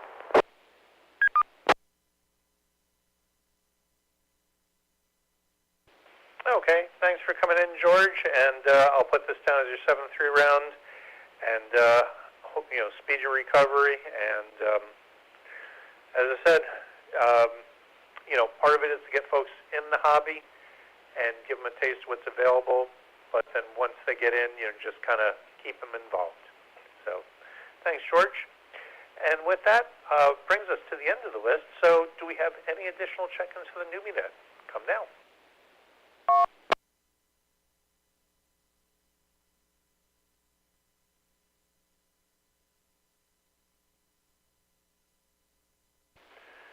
Nothing heard. So with that, we will go to the top of the list. And W4EJW. Ed, back over to you. This is W4EJW. Like I said before, I have an Open Spot 4 Pro, and I guess it depends on the situation. I've mentioned this before. Since the hurricane, I now have a metal roof, and without an outside antenna, I can't hit a repeater. So the Open Spot 4 Pro works for me when I need to get out and I don't have an antenna. I also have a M1 KE. Again, a very interesting little device. It works very, very well. It is different. You can't really connect another device with it. It works independently on its own. But it does work, and it does work if you option the hotspot on your phone. So that's all I have for this round, and always a pleasure, and I look forward to seeing some of you tomorrow night at the meeting. This is W4EJW, and back to net control. Thank you, Larry. Always a great net. Good evening. The time is 9 p.m. Thanks, Ed. And I don't want to put you on the spot here, but if you would be so kind, I know you're experimenting, or about to experiment with the remote setup, and I didn't know if you wanted to share that. We don't talk about it very often. I know that I started with it, a number of years ago, and then was mentioned it to Carmine, and he jumped on it, and, I guess you were talking to him, and then he got you involved in it. And let me send it over to you just in case you want to comment on it.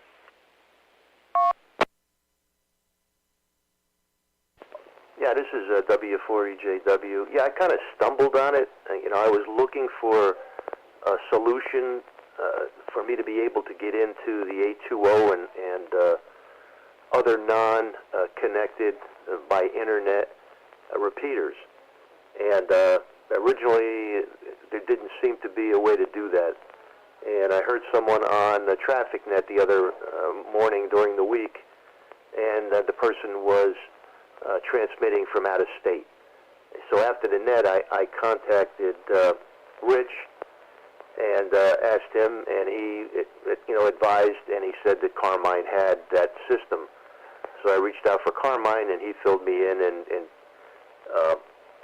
said to come and witness how it works at the swap shop, which I did. And I was impressed, and it actually fits the bill for exactly what I want to do. But I have to do it within the next week or so. So I contacted via email the company. They were very, very responsive. Matter of fact, he shipped it UPS second day air. Unfortunately, it's not going to get into the system until tomorrow, but I should have it, sometime this week. Like I said, I'm anticipating this. I'm anxious, and I really want to do this. It doesn't work with every radio. You have to go to their website, which is remoteRT.net, and see if your radio actually will work with their system. And that's about all I have, and I'm just, like I said, waiting to take delivery, and my ICOM 7100 is one of the radios that this works with, so I'm looking forward to it. And that's what I have. W4EJW, back to you, Larry.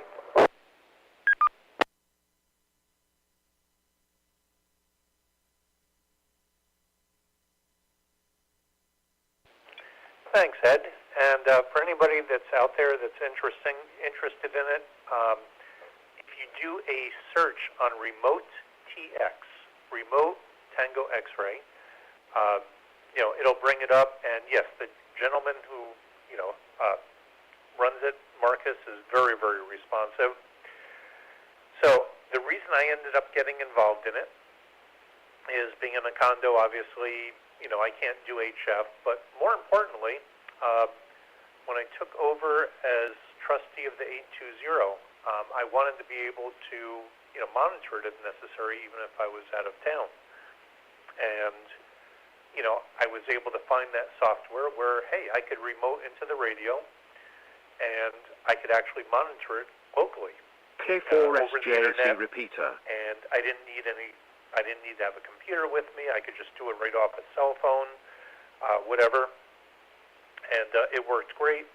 Also, being in a condo, I can't, set up antennas or anything. However, I can set up antennas, have an antenna on my truck and have the radio on my truck. And actually, I've remoted into the radio in my truck. And HOA, can't really do anything as far as that's concerned. So it worked out really well. And then I forgot how it came up, but Carmine and I were discussing it, and he tried it, and he jumped on it. So there is other remote software out there. I have played around with the ICOM software, for example, that works with some of the ICOM radios. A lot more setup involved. It's a lot more difficult to use, and you need computers on both sides. So, it's a lot bigger than a Raspberry Pi and a USB cable, and a couple dollars a month. So when you get it, I look forward to getting a report. So this is Larry, N1NQU for the Fort Myers Amateur Radio Club DoobieNet. And next up, John, N6JDH. Over to you. Thank you, Larry, Net Control. The only thing I'd like to add, when you were talking about logging software choices, we do have ham 2K Polo and ham RS, but there is another one that's more or less internet-based, and that's Smart Logger. So I have used all three of those, and all three of them are more than adequate, but it's just whatever the user would want. So the third one being Smart Logger is one to add to the list. I used to have an Open Spot 4 Pro, and I sold it, so I'm not really up to speed on those. But anyway, back to net, and that'll be my 73 for the evening, sir. And I appreciate you taking the net, Larry. This is November 6th, Juliet Delta Hotel.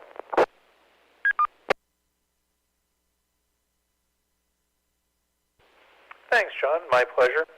And I was not familiar with the smart logger. And the reason I brought up the hammers is that I guess it's been around longer than the others. I really wasn't familiar with the others.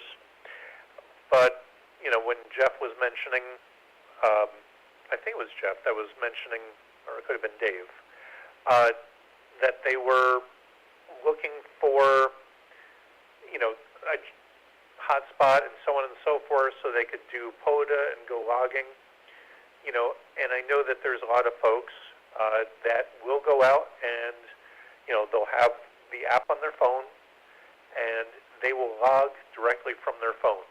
So most people, you have your phone with you, take it out, you can start logging right on that. You don't have to have any jetpacks. You don't have to work on different internet service. Most people already have a data plan on your phone, and that was kind of, you know, why I was suggesting that. The other two apps, you know, yeah, absolutely look into them and see which one you like, but that's why I had brought it up, you know, as an alternative to having to get a jetpack and then getting a computer and internet service on that and so on and so forth. And I'll send it back to you real quick, just in case you have any comments. Yes, thank you, Larry. Yes, I've used iPad in the past, and the problem with the iPad, you know, one that is you know, cellular ready, is they've overheated on me, so I've stopped using them. I ended up going to a jetpack, and you're right. After the initial cost of a jetpack, it cost about $20 a month to add it to my data plan. So that's the route I opted to do. But also, if you know, remember, we're on the POTA net on the first and third Saturday of the month at 8 p.m. on the linked repeater system. We're going to have, not this coming week, but we're going to have the app designer for Ham 2K Polo come on the air via Echolink, and he's going to answer questions. It's not going to be a sales pitch because we can't do that, but also he doesn't charge anything for the app. So with that, back to N1NQU. Larry, thanks again for taking the net. This is November 6th, Juliet Delta Hotel, and I'll be 73.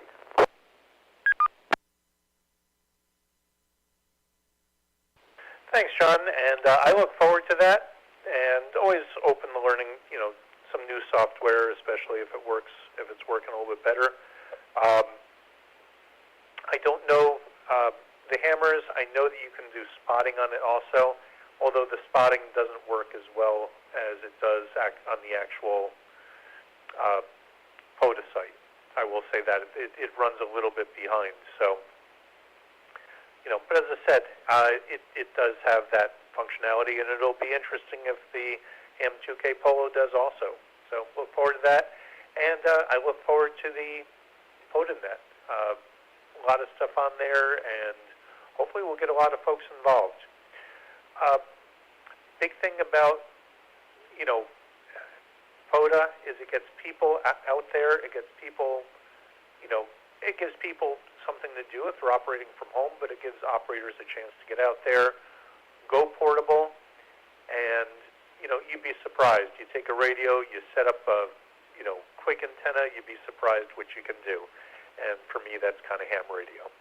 So, thanks, John. And Eric, W4 EPS, over to you. Larry, I do have one additional comment. Back to you, John. Thank you. On the Ham 2K Polo, when you're set up and you've entered what park you're in and everything and what frequency you're on, if you go down into the field where you were to enter a person's call sign, if you type in QRV, it will automatically spot you to the POTA site as an activation, just so you know. It will do that. And, of course, if you go QRT in that field, it will tell everybody on the Polo or on the POTA app that you've gone QRT. Back to Net. Appreciate you, Larry, and have a great week.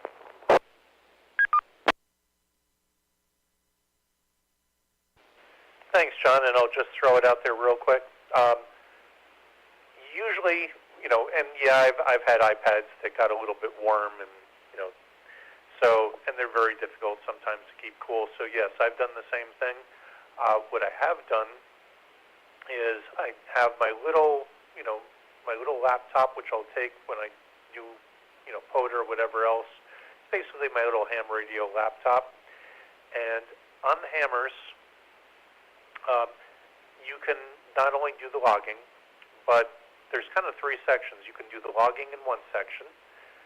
In another section, you can go on it and it'll show spots, kind of like the regular POTA website.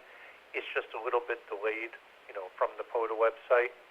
Then there's something that I really like in there, is there's another tab you can click on, and it shows you a map, and it shows you where you are, and then it shows lines to every place that you've made a contact that you've entered in your log, which is kind of neat because you can kind of see, where your signal is getting out and where you're making your contacts. And I'll send it back to you real quick for comment on that if you'd like. Yes, Ham RS will definitely do that, and Ham 2K Polo does it similarly. It creates a drop-down list of those that you've already contacted if you're in the hunter mode. Now realize that hunters don't send logs to POTA, but it's a way to keep track of it if you do use it for that. Nice thing about it is if you have another second operator, or if you are an activator and you're a park to park and they have a second operator, you don't retype everything. You just put a comma in and keep going for however many operators you have on a park to park. I've had as many as 7 on a park to park, and you just keep putting commas between their call signs. Anyway, back to Larry. You have a great week, and this is November 6th, Juliet Delta Hotel, and I'm clear. K4SJC repeater. Thanks, John. I don't think I've ever had 7. I think 4 parks was the maximum I've ever had.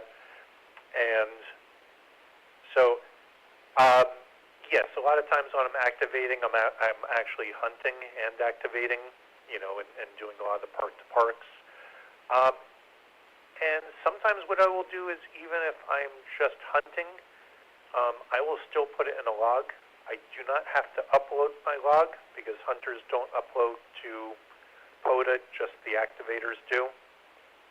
However, I can create the ADF and I can upload that directly to QRZ.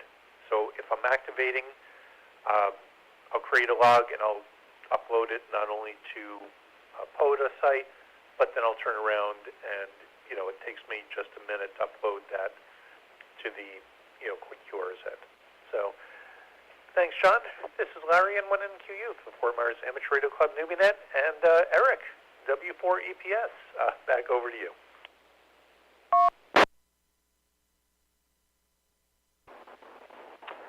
Good evening, W4EPS here. Yeah, I'm just playing with the STX1 and getting lost in the how-to book of operation at this point. The discussion here has been great. It's pretty much stayed on track. I'm impressed. First night. You guys are great. Larry, again, superb job, man. What a heck of a set of shoes to follow here. And that's going to be about it. I'm going to send it back to Net and keep listening. This is W4EPS. Y'all have a great evening.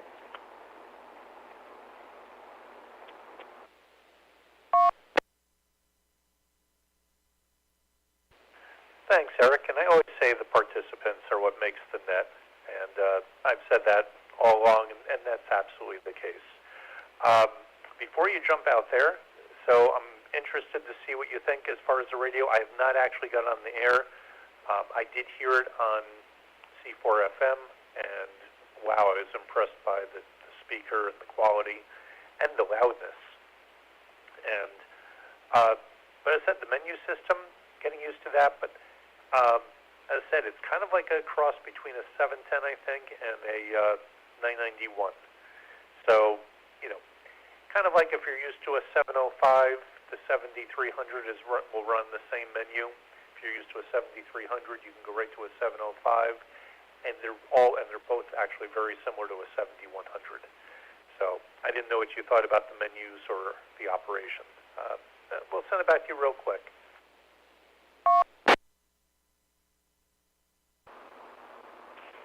In case you haven't been able to tell, I'm coming in through Echolink. Anyhow, I don't have any experience with the 991 or the 710, so it's all brand new structure for me.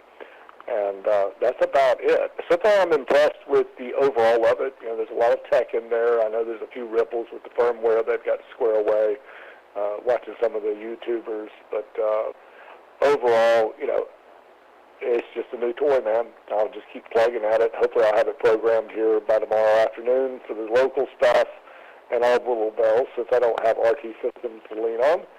And we'll see where that goes. So that's about it. W4 EPS, back to you guys. Thank you again, Larry.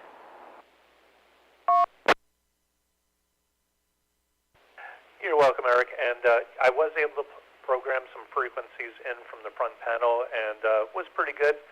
I did go to RT Systems' website. They already have a radio. They're already working on it, and they're expecting software probably within 2 to 3 weeks. So it is on the way.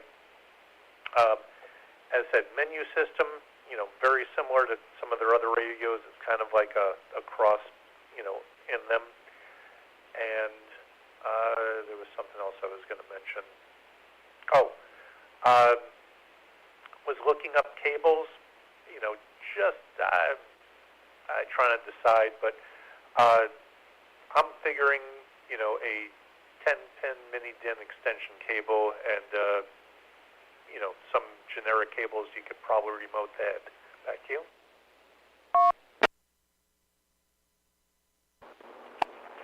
Yeah, 100%. I've kind of looked at the same thing. I was hoping somebody kind of come out with the follow this plan mode. I just haven't had a ton of time here in the last, 5-6 days since I got a hold of it. So figured, like I say, trying to learn how to use it. The extension of it can kind of come next as far as I'm concerned. I'm going to use it as a toteable or a portable in a bag and just kind of take it from there. But yeah, the remotable thing would be wonderful in the truck. That might almost make me buy a second one at this point. But I got my heart set on that FTA DX10, I think is the number. Anyhow, for the house at that point. But anyways, I'm going to send it back to you, man. We'll stay in contact on that, and hopefully I can learn something from you on it. W4 EPS.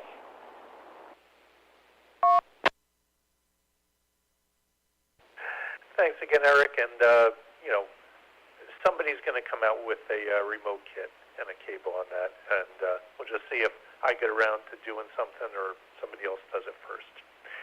So thanks for coming in. Bob, N8GU, you still with us? Back over to you.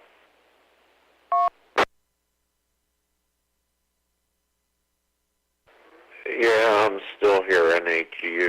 By the way, the Bridgecom SkyBridge hotspot is $435, which makes it about $80 more than the OpenSpot 4 Pro. In addition, the SkyBridge does not transcode. It's only a fancy Pi-Star hotspot, just to keep that in mind. So the only one that I know that actively transcodes is the OpenSpot 4 Pro. And that's what I have. I really like it. Anyway, back to net control from N8GU.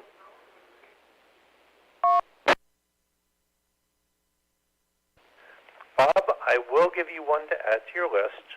The Clear node, Allstar node, which is actually what I use, on the nets, because this way, rather than trying to go RF into a repeater and, heating up my equipment, but it also allows me to go directly in the hub, which hopefully keeps my signal cleaner and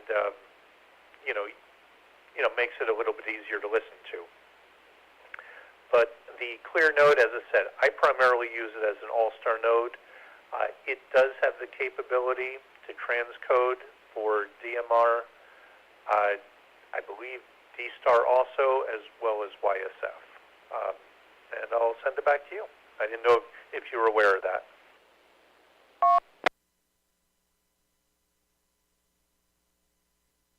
No, I'm not familiar with that at all. I'll have to look it up. What's it called? Go ahead.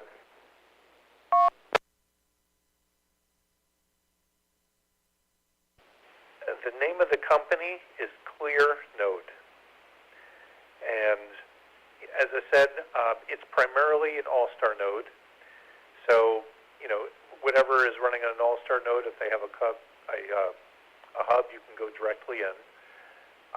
But as I said, it will transcode. I don't know.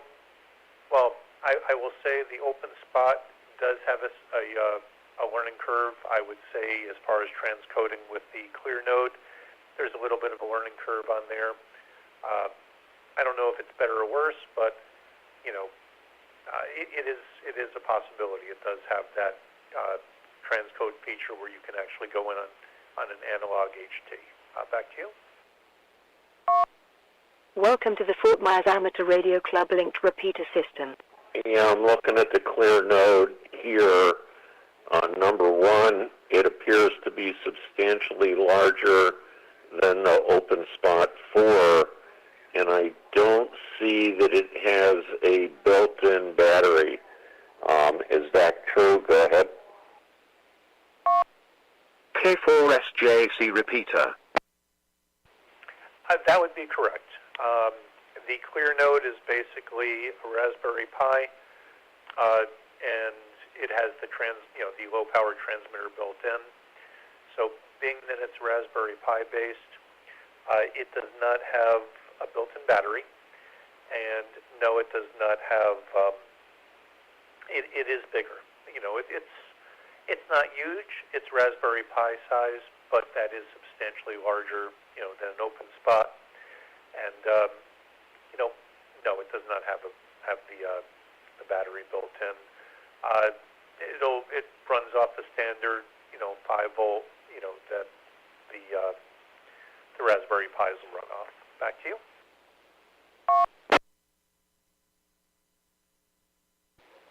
Yeah, the other thing is it has a stubby duck antenna, which kind of would make it a little difficult to stick in your pocket. But it does appear to be okay, but certainly with a smaller footprint, something that you can slip into your pocket, and something that has a built-in battery, and I know the battery on my open spot easily lasts 20 hours.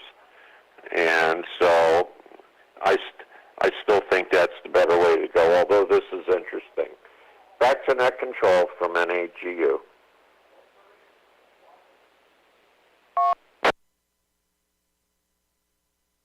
This is Larry, N1NQU for the Fort Myers Amateur Radio Club Newbie Net.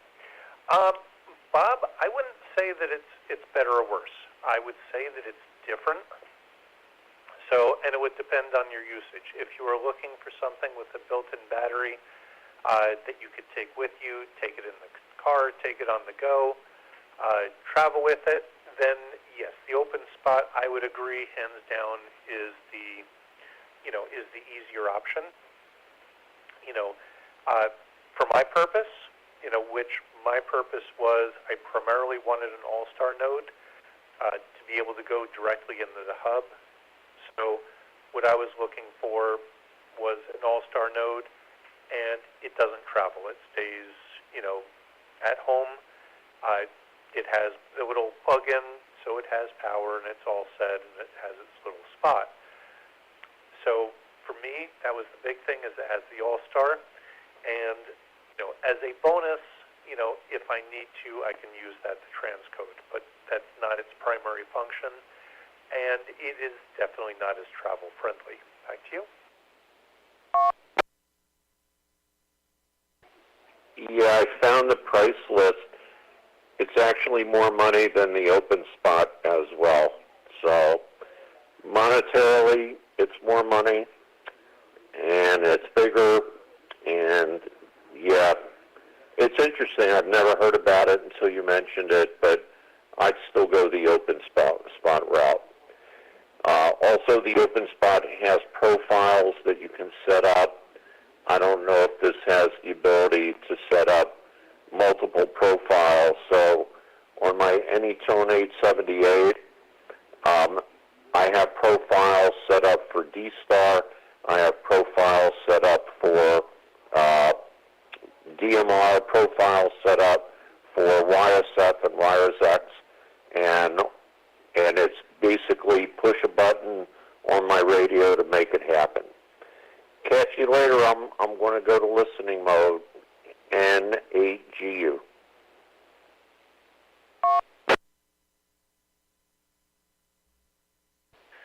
Sounds good. Thanks, Bob. And yes, it, as I said, for me personally, I was looking for an Allstar node. It just happened to have the transcode capability. But if I was looking for something, more travel friendly, and I wasn't interested in the Allstar, then the open spot, would probably be the more convenient, feature and feature packed device. So, but anyway, I just figured I'd add that to the list that will handle transcode. But as I said, depends what everybody's looking for. And with that, I will go to Rick, K4 RAB. Over to you. Okay, K4, this is K4REB. Not too much to say here, so I'm going to just pass it on. Like I said, I'm just listening to see what I can learn here.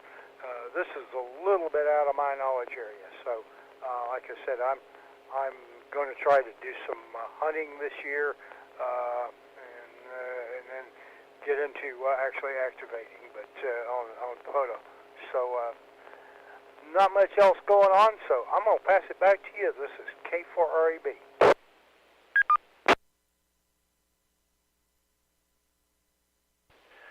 Rick, I was glad to see you on the net the other day, and glad to hear you're getting the POTA. And I was kind of surprised, because I know it's come up in the nets before, and I was kind of surprised that you hadn't, kind of gotten into it, at least as a hunter. So I'm kind of curious, what you found that intrigued you that you wanted to get into it. Back to you. Well, it's just another opportunity to get in and make some contacts. And I know it's been one of the things which has stirred up a lot of activity in ham radio. So it's a great thing for ham radio in general. So it's something besides the usual stuff like SST and some of the other things I've done with CW. I'd just like to start getting on and start making contacts with them. So that's the draw for me. So back to you, K4REB.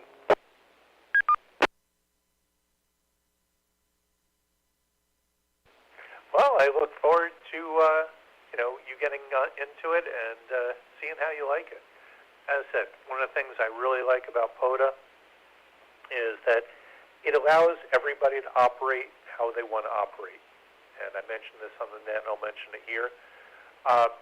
If somebody gets into POTA and they want to hunt POTA stations, they can do that. And you get awards for, as you get more contacts, you get awards for, different bands, late night activators, early shift activators. So there's all sorts of awards you can get. And, I don't print them out, but, you can go and look at them and kind of see where you are. You can get, awards for special events. But the big thing is that you can hunt, and if you want to hunt, you could do it from your house. You could do it, I've done it mobile. You can hunt from a park if you want to do that, or you can hunt from a park and activate, and it becomes a park-to-park. Or if somebody's interested, they can go out and they can actually activate a park. So it kind of has different avenues, and you can kind of do POTA however you want to do POTA. And I'll send it back to you just in case you have any comment or question.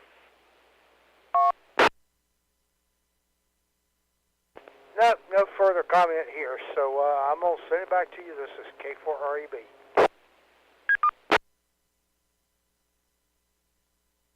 Okay, thanks, Rick. And as I said, you'll have to let me know what you think about it as you get a little bit further in. And with that, Ian, KO4EFS, over to you. KO4EFS. Wow, this is like marathon stuff. I love it. It's been a great net tonight. I've learned a lot. Here's my thing with POTA. The reason POTA became so successful, and the reason that it is won out over everything else in ham radio right now, and the reason that I actually credit it for keeping ham radio on life support and keeping us going right now, is because they kept it simple. They kept it simple. If these contests and these other operating events and all that could learn something from this, keep it simple. And that's why POTA's become so popular, is because of its simplicity and ease of use. And yes, I love POTA, and I absolutely think it's the best thing going for ham radio right now. Finally, the last thing I have, and I'm going to let it go because I'm so tired I can hardly stay awake. 2 meters is wide open into the Middle East right now. Eastern Europe, Oman, Moldova, Qatar, all kinds of places in the Middle East open right now on 2 meter FT8. And 20 was kind of bad for like a week, but man, today is wide open. It's doing good. That's all I got. 7-3s, everybody. KO4 EFS. K4SJC repeater. Thanks, Ian. And yes, I will absolutely agree with you. They kept it simple. For those that aren't, familiar with it, if you are hunting, the only thing that, when you make your contact, they're going to give you the perk number, but you don't even need to record it. The activators will upload logs. The hunters, all the activator is going to need from you, they're going to ask for your call sign, they're going to ask for your signal report, and they're going to ask for your state. And actually, the signal report really doesn't matter. The only two things they need is your call sign and state. So, Ian, you're absolutely right. They kept it simple. They kept it straightforward. And, I think that is, I've done the same thing. I've looked at some of these contests and some of the logs and some of the stuff you have to do and some of the special identifiers. It just gets a little crazy. And if you had said 10 meters, was wide open, or 6 meters was wide open, I would have been surprised enough. The fact that it's 2 meters, wow. Let me send it back to you real quick, just in case you have any comments.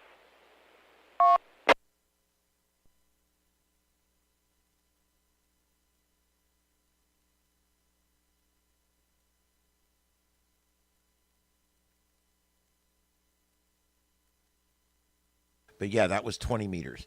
I just, tonight, it's just unusually open. Up there's Saudi Arabia, Oman, Balearic Island. I mean, there's some stuff coming up I've never even seen before. There's Israel.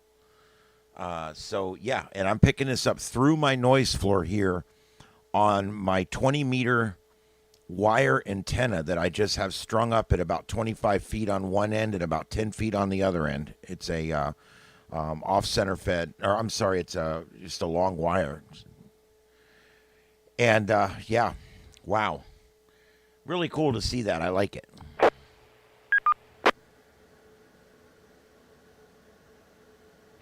It's kind of neat, and one thing I really like about 20 is, obviously 20 is, more active during the day, and for a lot of people it's the go-to during the day. But 20 meters, if you catch 20 meters when it's open at night, you will get some fantastic propagation, at night, and it's generally very, very quiet. This is Larry, N1NQU with Fort Myers Amateur Radio Club Newbie Net. And back to you, Ian.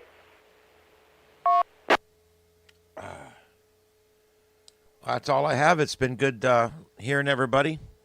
And I'll leave this live up on the air so that it'll be there later. And also, don't forget the Simplex Net on Thursday night, everybody.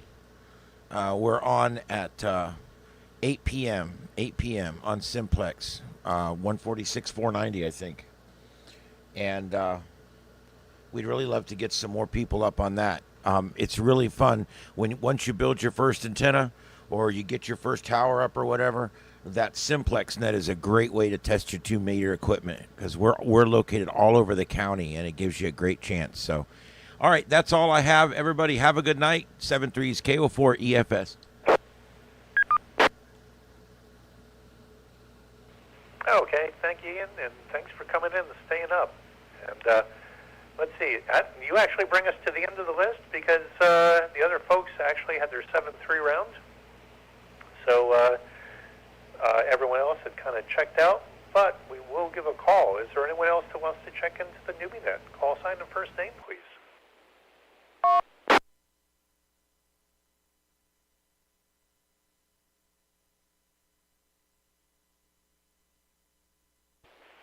Nothing heard. Is there anybody on the net that has any comment, question, ideas, or topic ideas? Anything for the net? Come now.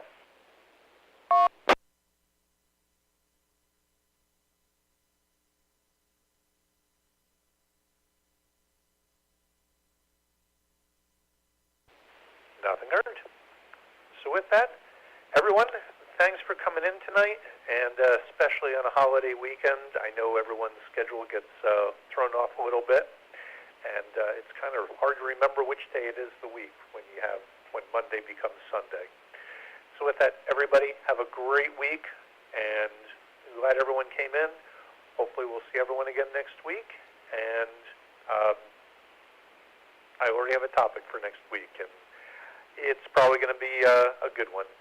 So I decided to save it because I feared it would be a little bit long for tonight. So with that, again, everyone have a great week. 7-3.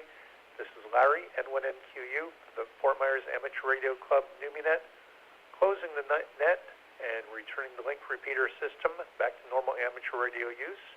This is N1NQU. I will be clearing QRT.